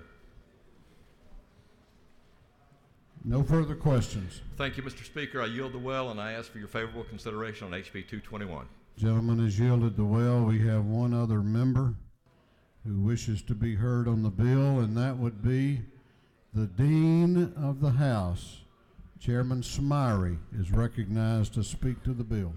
Mr. Speaker and ladies and gentlemen of the House, I just wanted to come and follow my colleague, Representative Rogers, on House Bill 221. I can't tell you and I can't emphasize how important the World Congress Center is, not only from an economic benefit standpoint, but from all walks of life. The Georgia World Congress Center has been one of our most staple entities, and having served on the Georgia World Congress Center Oversight Committee, and having remembered when we started the Georgia World Congress Center, I mean, it is absolutely one of the best investments this state and this General Assembly has ever made.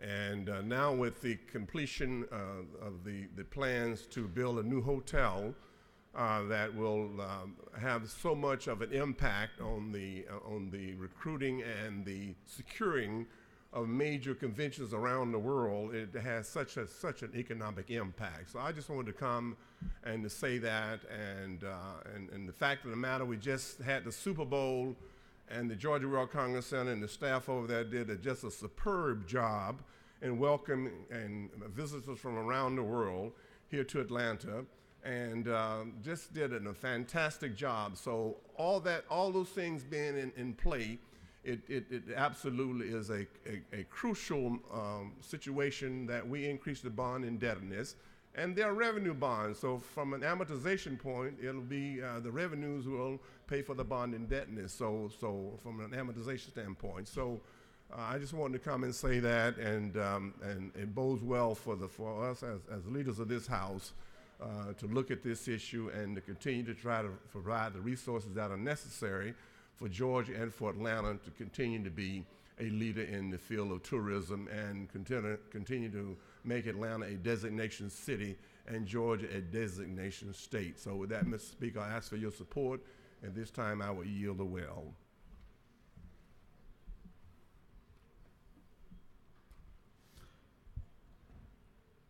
Is there any objection to the previous question being ordered on House Bill 221? The chair hears none. The previous question is ordered. Is there any objection to agreeing to the report of the committee, which was favorable to the passage of the bill? The chair hears none. The report of the committee is agreed to. Shall this bill now pass? All those in favor of the passage of House Bill 221 will vote aye.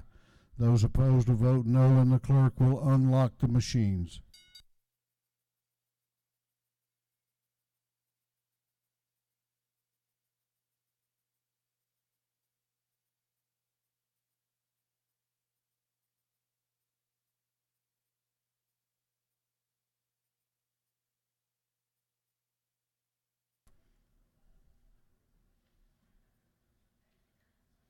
Have all members voted? Have all members voted? If so, the clerk will lock the machine on the passage of House Bill 221. The ayes are 164, the nays are 6. This bill, having received the requisite constitutional majority, is therefore passed. Clerk will read the caption to House Bill 85. House Bill 85 by Representative Houston of the 170th, Newton of the 123rd, Corbett of the 174th, Rhodes of the 120th, Collins of the 68th. To be entitled an act to amend Code Section 4883 of the Official Code of Georgia annotated relating to exemptions from sales and use tax so as to exempt sales to organ procurement organizations from sales and use taxes. This bill having referred to the Committee on Ways and Means, that committee recommends that this bill do pass. Chair recognizes Chairman Houston to present the bill. Thank you, Mr. Speaker. House Bill 85 provides for sales and use tax exemption from nonprofit or organ procurement organizations in Georgia. LifeLink of Georgia is a federally funded designated organ procurement organization serving our state. This exemption would be $171,000 on the high end and would have a 5-year sunset. One good thing about our Ways and Means, several years ago, they sort of have a practice of putting a sunset on it so we can reevaluate and make sure that these tax exemptions are doing exactly what they're supposed to do. Medicaid covers state Medicaid covers 20% of dialysis treatment, and each kidney transplant in Georgia saves Medicaid $25,000 by getting people off of dialysis. There were 24 Medicaid recipients in 2018 in Georgia, saving the state $600,000. And not only does this save the state by having organ transplants of kidneys save the state money, it gives people a better life, and it changes lives. And so many people who receive organ transplants can go back to work, and it just makes it better for everybody. This is really a feel-good bill, and I would appreciate your support. And if you have any questions, I'll be glad to answer them. If there are no questions, I yield the will. There are no questions. Is there any objection to the previous question being ordered? The chair hears none. The previous question is ordered. Is there any objection to agreeing to the report of the committee which was favorable to the passage of the bill? The chair hears none. The report of the committee is agreed to. Shall this bill now pass? All those in favor of the passage of House Bill 85 will vote aye. Those opposed will vote no, and the clerk will unlock the machines.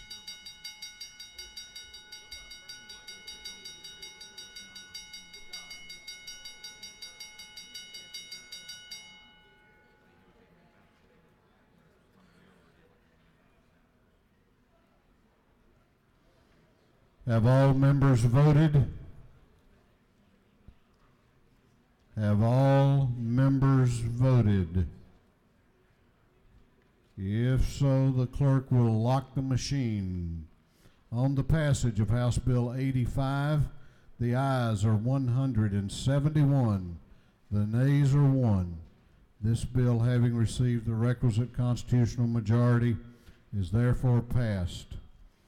Clerk will read the caption to House Bill 105. House Bill 105 by Representative Watson, the 172nd, and others, to be entitled an act to amend Article 2 of Chapter 7 of Title 48 of the Fiscal Code of Georgia annotated relating the imposition, rate, computation, and exemptions from state income tax.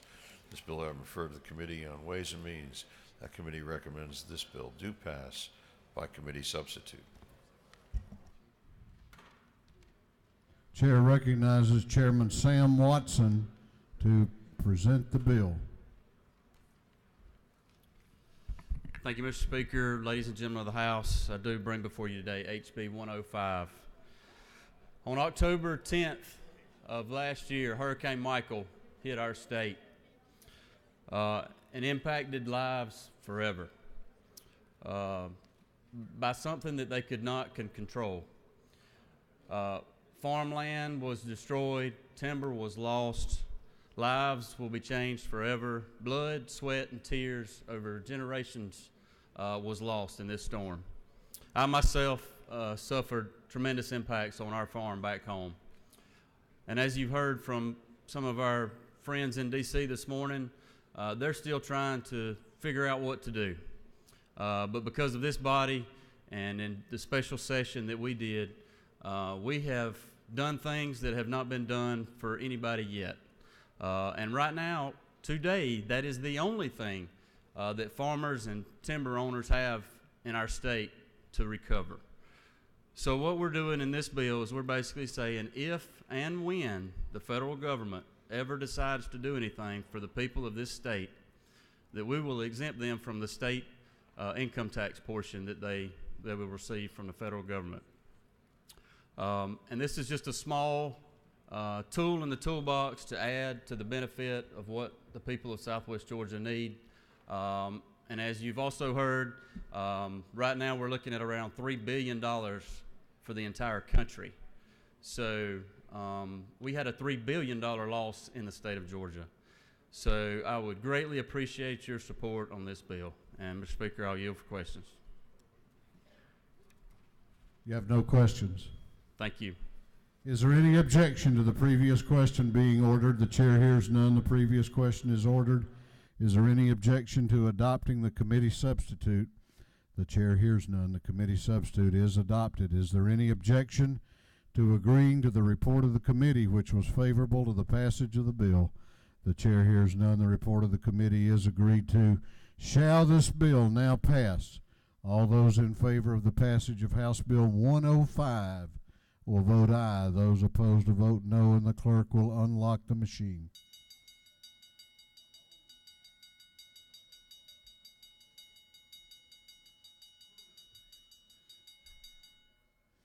Have all members voted?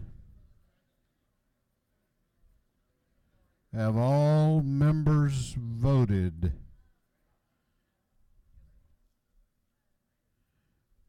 If so, the clerk will lock the machines. On the passage of House Bill 105, the ayes are 169, the nays are 1. This bill, having received the requisite constitutional majority, is therefore passed. Clerk will read the caption to House Bill 226. House Bill 226 by Representative LaRicci of the 169th, Rogers of the 10th, Reeves the 34th, and others, to be titled an act to amend Code Section 1521-179 of the Official Code of Georgia, annotated, relating the additional penalty for violation of traffic laws or ordinance so as to extend the sunset of the additional penalty for violation of traffic laws or ordinances under Joshua's Law. This bill having been referred to the Committee on Motor Vehicles, that committee recommends that this bill do pass. Chair recognizes Representative LaRiccia to present the bill. Thank you, Mr. Speaker. I rise to present to you House Bill 226, Joshua's Law. Most of you are familiar with Joshua's Law, but if you're not, just a brief history of Joshua Brown, a young man that was killed in an automobile accident, I believe in 2003. And his family began to advocate for more and better driver's education to the state, coming up with what you may know of as the TADRA Act, T-A-D-R-A, the Teen and Adult Driver Responsibility Act. And so subsequently, we came up with the Joshua's Law that was passed, I believe, in 2006 to require driver's education for young men and women 16 years old to have 30 hours of classroom education and 6 hours of driving. It's a 1.5% fee on the traffic violations that goes into a fund that will help these students pay for driver's education. I think that is capped at $500 per student, and they are able to apply for whatever money is available. And recently, we've always used up that money. What this bill seeks to do is simply extend that opportunity to 2022. It will sunset on June 30th of this year, and we want to extend that to 2022. That's what the bill does. I'd appreciate your favorable consideration, Mr. Speaker. I'd be glad to answer any questions. You have a question if you care to yield. Yes, sir.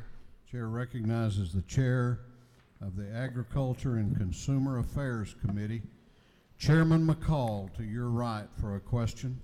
Thank you, Mr. Speaker. Chairman Yield. Yes, sir, Mr. Chairman. I just want to make sure that what we're doing today in no way changes who can teach driver's ed. No, sir. Okay. It does not change a thing except the sunset date, which will move to 2022. Okay, thank you. There's been some discussion the other Yes, sir. way. No further questions. Thank you, Mr. Speaker. I'd ask for your favorable consideration for House Bill 226. Is there any objection to the previous question being ordered? The chair hears none. The previous question is ordered. Is there any objection to agreeing to the report of the committee, which was favorable to the passage of the bill? The chair hears none. The report of the committee is agreed to. Shall this bill now pass? All those in favor of the passage of House Bill 226 will vote aye. Those opposed will vote no, and the clerk will unlock the machines. For what purpose does Representative Momtahan rise? Mr. Speaker, pursuant to Rule 133, I request to be excused from this vote. Gentleman has that right, and it will be noted in the record, the journal. What purpose does Representative Brian Prince rise?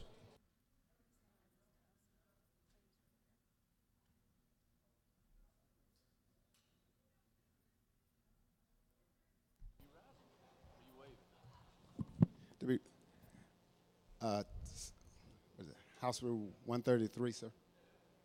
What about it? I want. I like to take that. Are you seeking the protection of House Rule 133? The gentleman has that right, and it will be noted in the Journal of the House.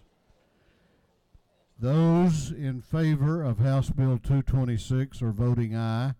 Those opposed are voting no. Have all members voted? Have all members voted? If so, the clerk will lock the machine on the passage of House Bill 226. The ayes are 162, the nays are 8. This bill, having received the requisite constitutional majority, is therefore passed. Clerk will read the caption to House Bill 217. House Bill 217 by Representative Gaines, the 117th, Cooper the 43rd, Newton the 123rd, Silcox the 52nd, Dempsey the 13th, and others, being entitled an act to amend Code Section 161332, the official code of Georgia annotated relating to transactions in drug-related objects, so as to provide that employees and agents of syringe service programs are not subject to certain offenses relating to hypodermic syringes and needles. This bill having referred to the Committee on Health and Human Services. That committee recommends that this bill do pass. Don't we have a minimum age requirement for people to get in the well? Does your aunt know where you are?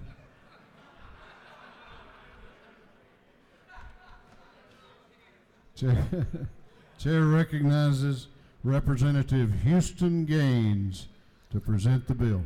Thank you, Mr. Speaker, and Aunt Karen is well aware. I bring before you today House Bill 217. I'll begin by thanking the members of the House for passing this bill 169-1 last legislative session, and for the members of the Health and Human Services Committee for unanimously passing this through committee last week. House Bill 217 would provide for syringe services programs in Georgia. Contaminated syringes and needles affect more than just drug users or the drug dependent. This issue has implications for every community across our state. This is a bipartisan issue where we can all agree. President Trump made the HIV epidemic a key point in his State of the Union address this year, and Vice President Pence signed a similar order starting a program similar to this in Indiana after an HIV outbreak. As we've already heard in this chamber, Georgia is one of the top 3 states in the country for new HIV cases, with over 53,000 Georgians living with HIV today. As a state, we've also seen a dramatic increase in the last decade in the number of reported hepatitis C infections, with a 430% increase in adults 31 to 40, including half of those among women, increasing the likelihood of infant infections.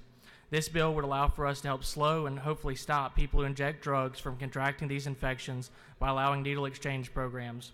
Syringe services programs are associated with a host of other benefits, including reducing accidental overdoses and reducing needle stick injuries, including among our first responders. Additionally, according to the CDC, individuals who participate in these sort of programs are 5 times more likely to enter treatment programs. House Bill 217 would also have a significant financial benefits for our state. Treating lifelong HIV positive and hepatitis C patients costs hundreds of thousands of dollars. These costs are often pushed to healthcare facilities as indigent care or onto taxpayers for individuals on government healthcare programs. Adopting needle exchange programs is the responsible way to save lives and save money. The Department of Public Health will adopt rules and regulations to supervise and register these programs in Georgia. The CDC has made it clear that syringe services programs work and are effective, and Mr. Speaker, I'll be happy to yield for any questions. You do have some questions. Do you yield? I do. Chair recognizes Chairman Werkheiser to your left for a question. Thank you, Mr. Speaker. Does the gentleman yield? I do. Little on the fence on this. It says in the title that employees and agents are not subject to certain offenses against these needles. I'm just concerned, it's a twofold question. Who are these agents, and what kind of offense can you commit against a syringe? Well, the agents it would authorize with the Department of Public Health to be authorized to enable syringe services programs, and the folks who work in those facilities would not be subject to criminal violation if they are exchanging the needles. But I'm not sure how you could have an offense against a syringe myself, so I'll leave that for you. Be happy to yield for any other questions. You have some more questions. You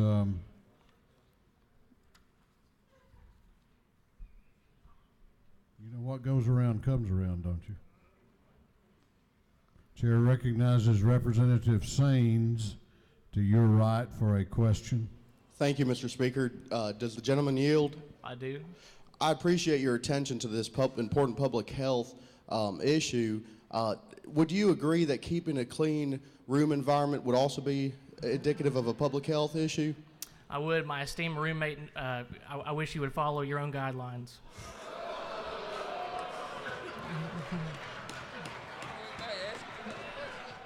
Does the gentleman further yield? I do. Do you?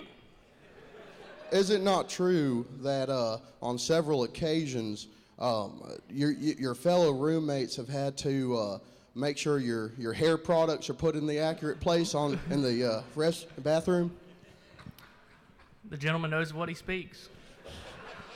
No further questions, Mr. Speaker. In the interest of time, I don't know that we really need to hear all of this. I mean, do you further yield? In the interest of time, I'll yield for one more question. Chair recognizes Chairman Cantrell to your left for a question. He's not your roommate, I don't think. Thank God for that, Mr. Speaker. Representative Gaines, I would like to take a shot at injecting some humor by needling you and asking exactly what is the point of your bill. It's to save lives. Good enough for me. Thank you, Mr. Speaker. I'll yield the will. Gentleman has yielded the will. Is there any objection to the previous question being ordered? The chair hears none. The previous question is ordered. Is there any objection to agreeing to the report of the committee, which was favorable to the passage of the bill? The chair hears none. The report of the committee is agreed to. Shall this bill now pass? All those in favor of the passage of House Bill 217 will vote aye. Those opposed will vote no, and the clerk will unlock the machine.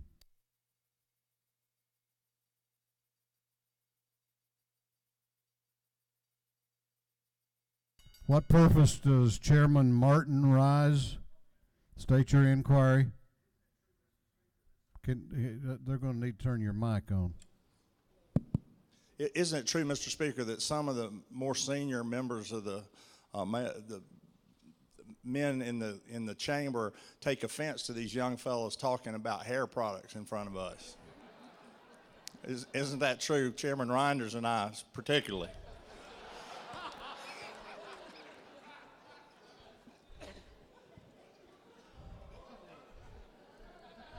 I think I'm going to not go there.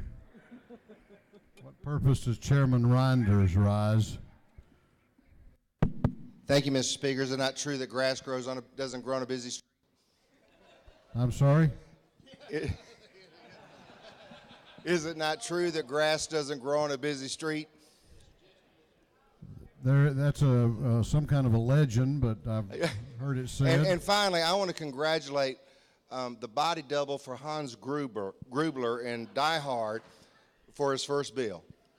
Thank you, Mr. Speaker. Okay. Those in favor of the bill are voting aye. Those opposed are voting no. Have all members voted? Have all members voted? If so, the clerk will lock the machines on the passage of House Bill 217. The ayes are 166, the nays are 3. This bill, having received the requisite constitutional majority, is therefore passed. Clerk will read the caption to House Bill 208.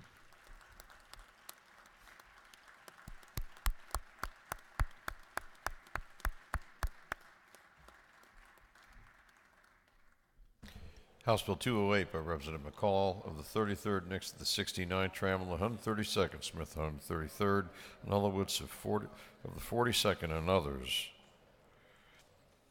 To be entitled an act to amend Title 36 of the Official Code of Georgia, annotated relating to local government so as to change the terms for contracts for utility services. This bill has been referred to the Committee on Energy, Utilities, and Telecom. That committee recommends that this bill do pass. Chair recognizes Chairman McCall to present the bill. Thank you, Mr. Speaker. House Bill 208 is another tool for rural Georgia to stay competitive and become more competitive with new businesses. Most of Georgia's electric cities are located in rural Georgia. There's 52 of them, and they have been restricted previous to this if y'all vote like you're supposed to a 10-year contract for certain utility projects. All this is doing is changing the words from a 10-year contract to a 20-year contract for certain utility contracts that they may try to be more in line with what their large customers want. For instance, a lot of the bigger companies are mandating renewable power, and especially solar, and you can't do a 10-year solar contract and make it work as far as the dollars go.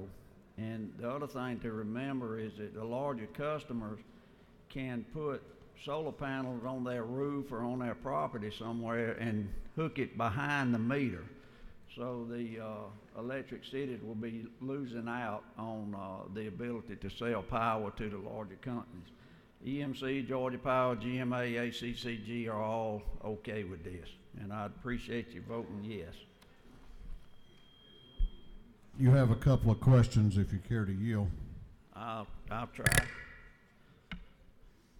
Do you yield? Yes, sir, I'll try to answer. Chair recognizes the minority leader of the House, Leader Trammell, to your left for a question. Does the gentleman yield? Yes, sir, for you. Thank you, Mr. Chairman. Isn't it true that the city of LaGrange is an example of what this bill could allow, and they have a project that they want to use to develop solar energy to the Walmart that they can't do because of the 10-year limitation, but they could do with this bill if we go to 20 years? The city of LaGrange is the genesis and the poster child for this. You have one more question if you care to yield. I'll do it. I'll try. Chair recognizes Representative Bentley to your left for a question. Thank you, Mr. Speaker. Does the gentleman yield? Yes, ma'am. Is it not true that I represent the city of Fort Valley, which is also the home of Fort Valley State University, and they are an electric city, and I've spoken with them this morning, and they are in support of this legislation. Is that not true? Yes, ma'am. Thank you. And I also think you could probably put enough solar panels on top to run a crematory, too. So. Well, I think that's a good idea. I think that's a good idea. I will look into that. Is there any objection to the previous question being ordered? The chair hears none. The previous question is ordered. Is there any objection to agreeing to the report of the committee, which was favorable to the passage of the bill? The chair hears none. The report of the committee is agreed to. Shall this bill now pass? All those in favor of the passage of House Bill 208 will vote aye. Those opposed will vote no, and the clerk will unlock the machines.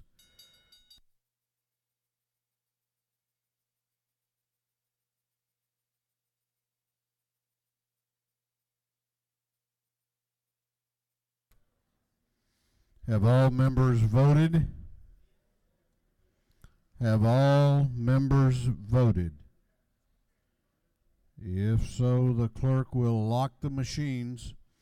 On the passage of House Bill 208, the ayes are 170, the nays are 0. This bill, having received the requisite constitutional majority, is therefore passed. Clerk will read the caption to House Bill 70. House Bill 70 by Representative Efstration of the 104th, Fleming of the 121st, Scoggins of the 14th, Oliver of the 82nd, Trammell of the 132nd. To be entitled an act to amend Title 29 of the Official Code of Georgia annotated relating to guardian and ward, so as to revise provisions relating to guardians and conservators of minors and adults. This bill having referred to the Committee on Juvenile Justice.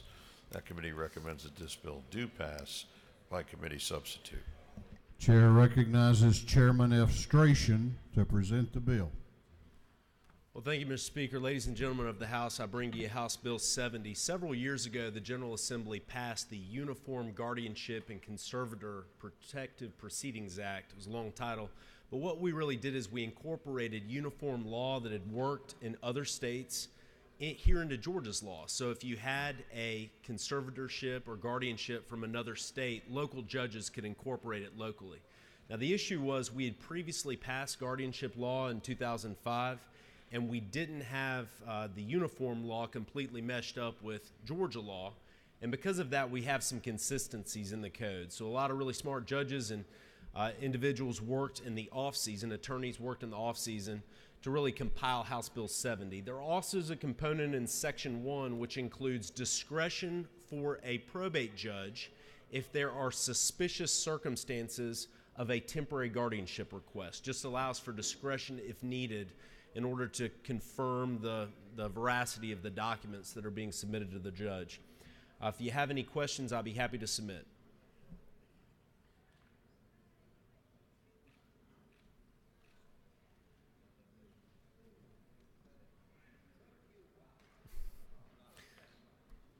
You do not have any questions. Thank you, Mr. Speaker. I yield. Is there any objection to the previous question being ordered? The chair hears none. The previous question is ordered.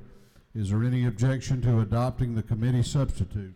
The chair hears none. The committee substitute is adopted. Is there any objection to agreeing to the report of the committee, which was favorable to the passage of the bill? The chair hears none. The report of the committee is agreed to. Shall this bill now pass? All those in favor of the passage of House Bill 70 will vote aye. Those opposed will vote no, and the clerk will unlock the machines.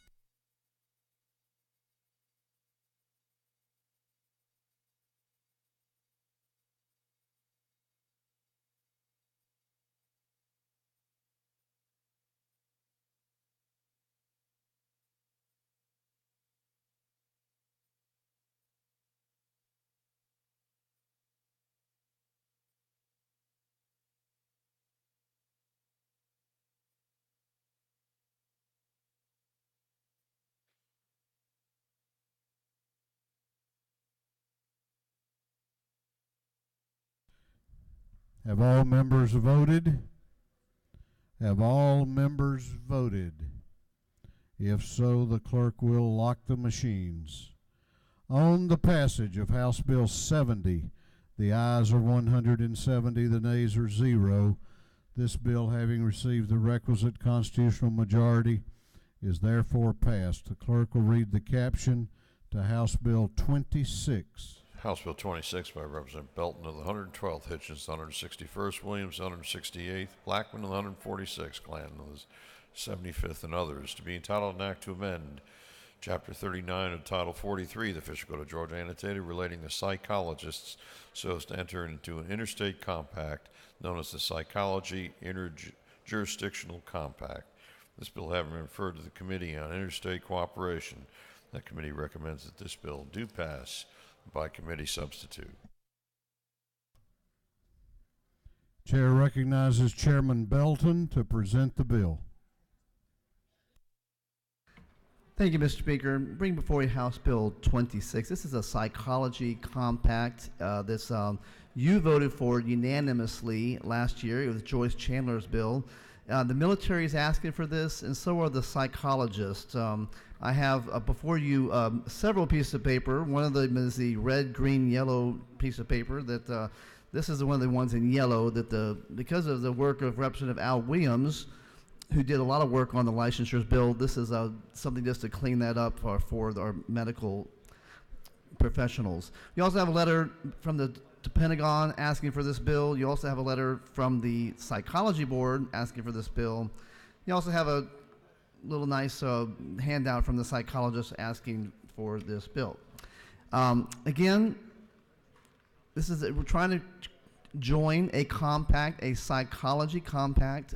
7 states have already done this. 11 states, including our military rivals, are attempting to do that right now.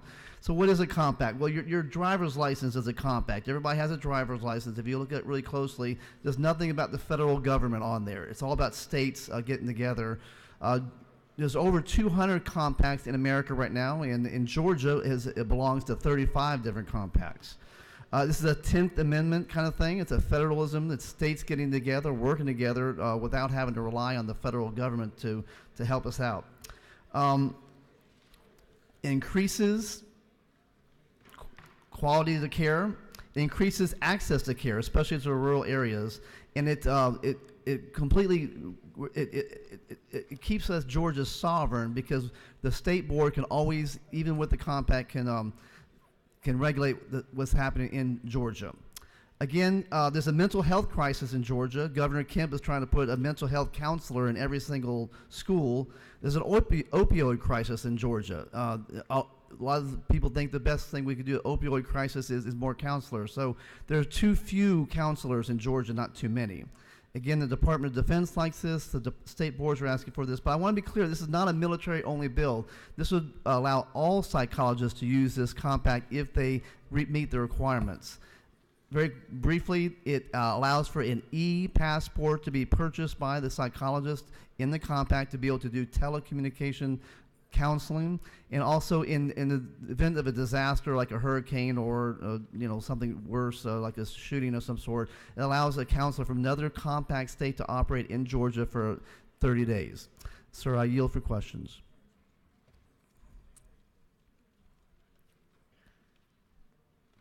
You have no questions. I ask for your favorable I'm opinion. sorry. My bad. You have a lot of questions. Okay. Sort of happens sometimes when you're there a while.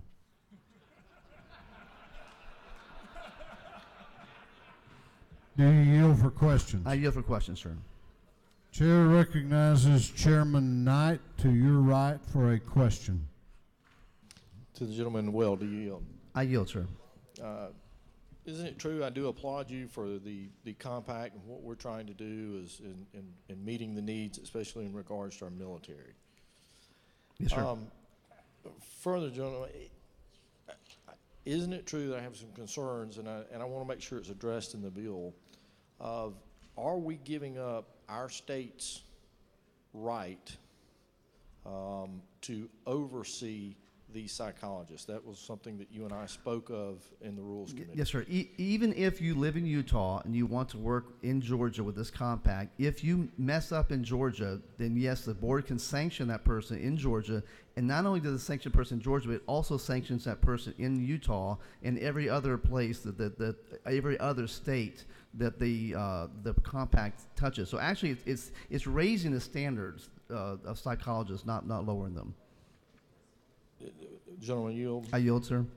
So to clarify, what you're telling me is that Georgia, if you're in this compact, the state of Georgia board can sanction, limit, or do away with the license in regards to somebody who is out of state. That's correct. Okay. They could sanction them, which would sanction the person in the other state. Yes, sir. Okay.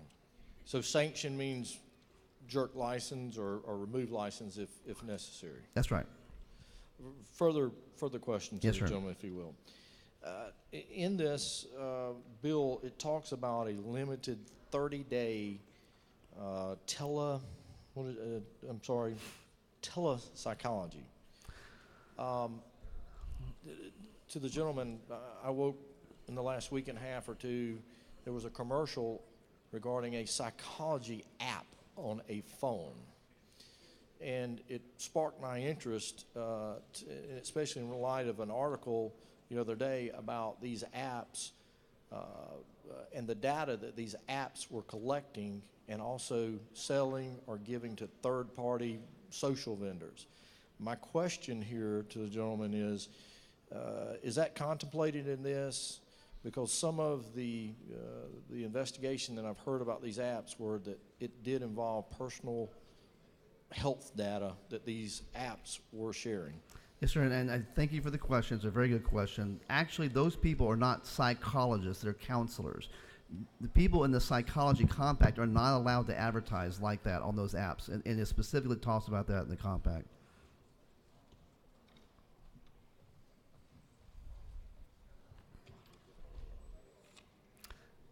If there are no other questions, sir, then I'll yield the well. You have other questions if you care to yield. I'll yield for one more, sir. Chair recognizes the Minority Caucus Whip, Representative Bodie, to your left for a question. Does the gentleman yield? I yield, sir. Now, Mr. Chairman, when the bill originally came through rules, we had a lot of issues with the bill. Is that correct? That's correct, sir. This gentleman further yield. I further yield, sir. And at that time, the bill was recommitted to committee for some additions and some work to be done. Is that correct? This bill was not. This bill never left, but one of the other bill did. Yes, sir. It sure did. And so with this particular bill that you have today, Yes, sir. It's a pretty good bill and a good product. I really do believe that, and we've gone around and make sure all the different issues are correct or addressed, sir. And with this particular bill that you have today, the citizens of the state of Georgia will be protected against bad actors. That's exactly right. You're more likely to find those bad actors in this bill than you were before, because before, if someone acted badly in Utah and then moved here, you would never know that they had acted badly in Utah. Thank you, Mr. No Thanks, further sir. questions. I yield the well, sir.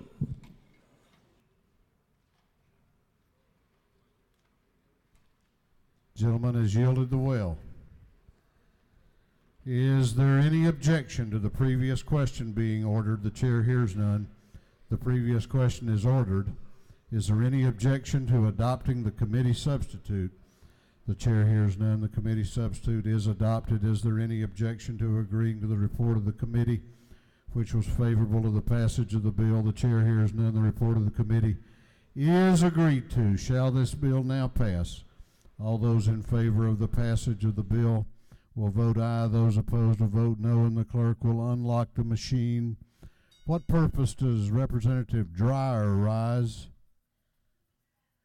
He waves. What purpose does Representative Stovall rise?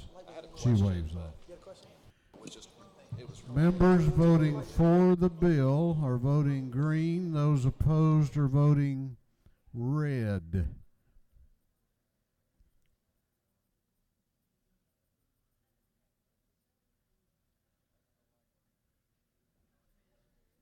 Have all members voted? Have all members voted? If so, the clerk will lock the machines on the passage of House Bill 26. The ayes are 169, the nays are 1. This bill, having received the requisite constitutional majority, is therefore passed.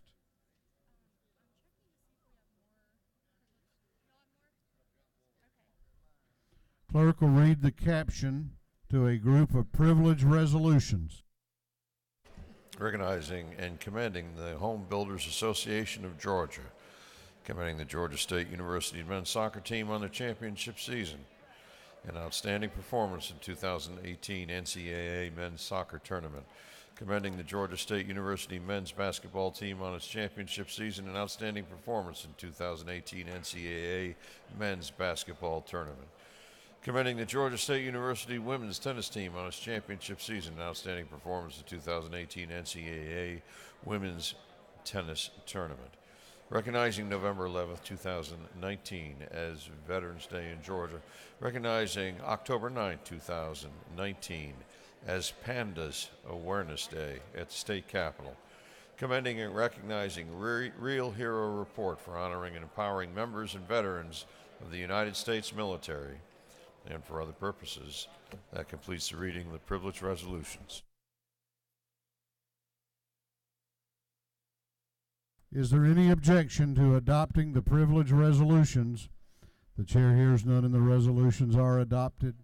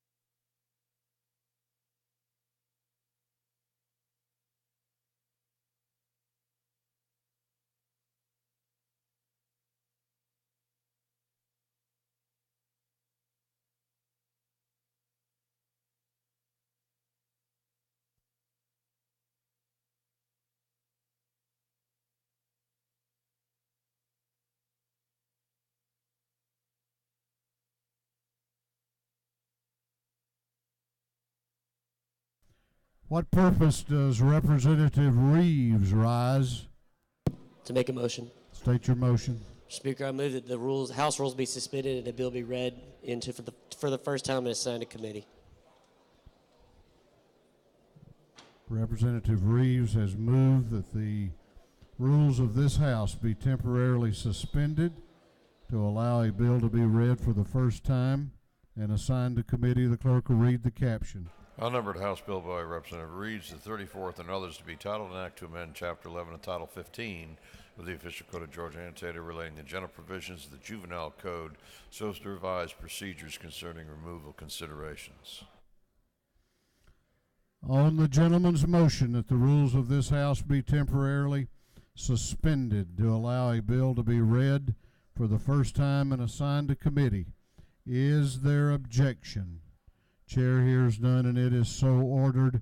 Juvenile justice.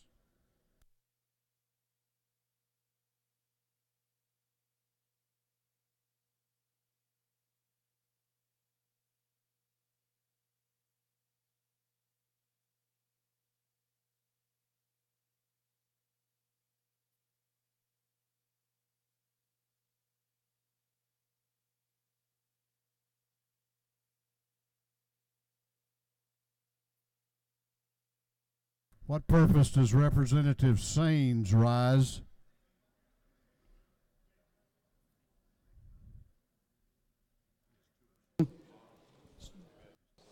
State your motion. I move to suspend the rules for a bill to be temporarily to be read for the first time and be assigned to committee. Representative Saines has moved that the rules of this House be temporarily suspended so that a bill may be read for the first time and assigned to committee. The clerk will read the caption. Unnumbered House Bill by Representative Saines to the 180th and others be titled an act to amend Article 3 of Chapter 5 of Title 40, the Official Code of Georgia annotated relating to cancellation, suspension, and revocation of licenses. Unnumbered House Bill by Representative Saines to the 180th to be entitled an act to amend Article 6A of Chapter 3 of Title 35 the Official Code of Georgia annotated relating to DNA sampling, collection, and analysis. Okay, there are two bills involved here. Two bills involved. On the gentleman's motion that the rules of this House be temporarily suspended to allow a bill to be read for the first time and assigned to committee. Is there objection as to either bill? Is there an objection? Chair hears none, and it is so ordered. They both are assigned to Judiciary Non-Civil. If you have an announcement, be making your way to the front of the chamber.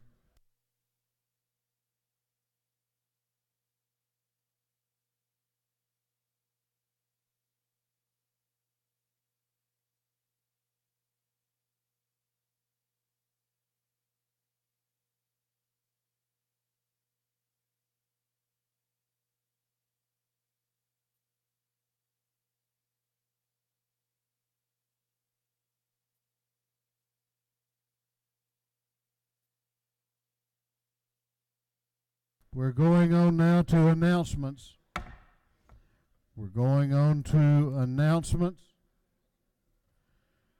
Chair recognizes the chair of the Minority Caucus, Chairman Beverly, for an announcement. Thank you, Mr. Speaker. The Georgia House Democratic Caucus will meet in room 514 immediately upon adjournment for a brief meeting. Room 514 immediately upon adjournment for a brief meeting. Thank you. Thank you, Mr. Speaker.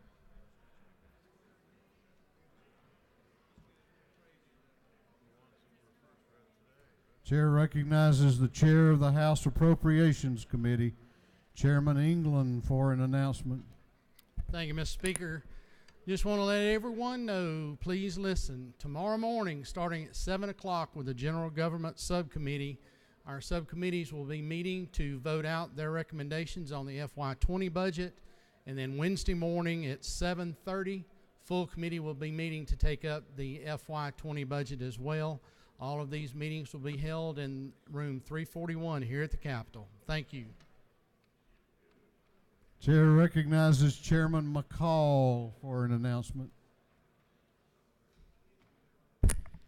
Thank you, Mr. Speaker. If you are a vegetarian, we put a cow-shaped cookie on your desk so you can tell people you actually ate a cow. If you are not and want to help get rid of some of these gas-producing animals, the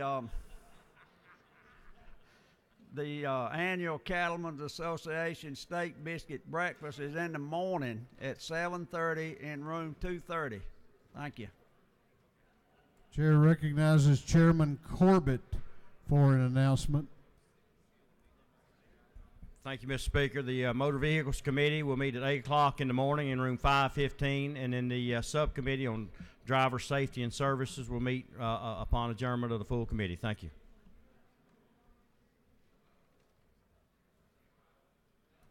Chair recognizes Chairman Andy Welch for an announcement.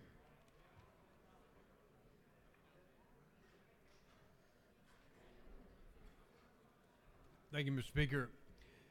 Today at 3:30, we're going to have a Regulated Industries Subcommittee meeting in 605 CLOB. And then tomorrow morning, we'll have our Appropriations Subcommittee on Public Safety. We'll meet at 8:45 in 341. Thank you. Chair recognizes Chairman Watson for an announcement. Thank you, Mr. Speaker. We will have a rural caucus today. We had some scheduling problems, but we will have a rural caucus today. If you can, come over, grab a quick bite. College of Agriculture will be there. Dean Perdue, just say hello and speak to them. And also, Subcommittee Appropriations General Government. Look forward to seeing everybody at 7 a.m. in the morning. Thank you, Mr. Speaker.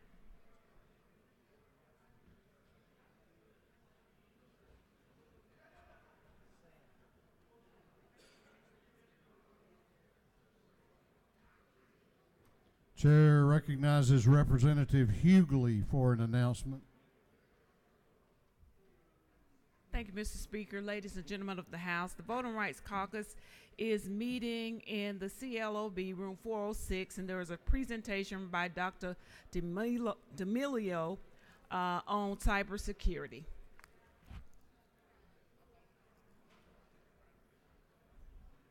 Chair recognizes Chairman Hitchens for an announcement. Thank you, Mr. Speaker. Ladies and gentlemen of the House, at 1 o'clock today, the Public Safety and Homeland Security Committee will meet in CLOB 606. We have a lengthy agenda.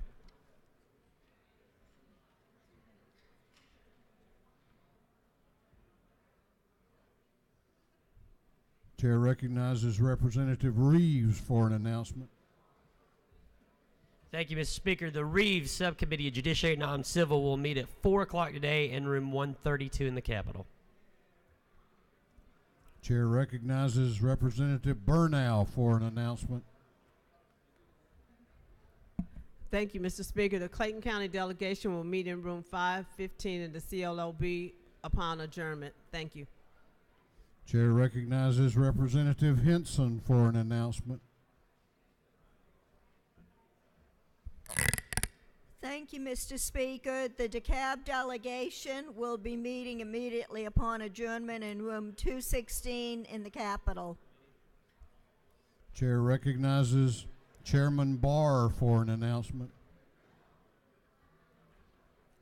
Good morning, y'all. Natural Resources Subcommittee. We have 3 important measures today. At 1 o'clock, we will bring up in room 506, 1 o'clock, CLOB. Thank y'all. Chair recognizes Chairman Petrie for an announcement. Thank you, Mr. Speaker. Ladies and gentlemen of the House, we will have a Human Relations and Aging Committee meeting today. It is likely going to be at 2:15 now because of our delay. So 2:15 in 506 CLOB, we have 2 important bills, House Bill 300 and House Bill 374, that we will be considering at that time. Thank you. Chair recognizes the Majority Caucus Whip, Representative Kelly, for an announcement. Thank you, Mr. Speaker. The Kelly Subcommittee and Judiciary will meet at 1:30 today in Capitol 132. Thank you. Chair recognizes Chairman Dollar for an announcement. Thank you, Mr. Speaker. The House Working Group on Creative Arts and Entertainment will meet today at 3 o'clock upstairs in 403. Chair recognizes Chairman Pruitt for an announcement. Thank you, Mr. Speaker. The State Planning and Community Affairs Committee will meet today at 2 o'clock, and we'll continue to meet with DCA and cover subjects such as Habitat for Humanity, Home Safe Program, community home improvements, and housing for individuals with special needs. Thank you. Chair recognizes Representative Cannon for an announcement. Thank you, Mr. Speaker. The Georgia Legislative Black Caucus invites all members of the House of Representatives to attend our annual Heritage Dinner. It takes place tomorrow at 6 p.m. at the Georgia World Congress Center, and our keynote speaker will be former Minority Leader Stacey Abrams. Thank you. Chair recognizes Chairman Setzler for an announcement. Thank you, Mr. Speaker. Ladies and gentlemen of the House, the Setzler Subcommittee of Judiciary Non-Civil will meet at 3 p.m. in room 132.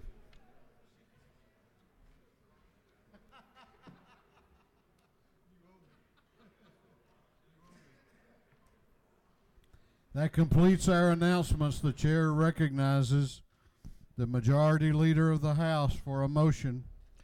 Mr. Speaker, I move that this House stand in recess until 4 p.m. today and then stand adjourned until 10 a.m. Tuesday, February the 26th, 2019. The Majority Leader has moved that this House be in recess until 4 o'clock p.m. today, at which time we would stand adjourned until Tuesday, February 26th at 10 a.m. All those in favor of the motion will say aye. Those opposed will say no. The ayes have it. This House will be in recess until 4 o'clock p.m. today, whereupon we will be adjourned until 10 a.m. Tuesday, February the 26th.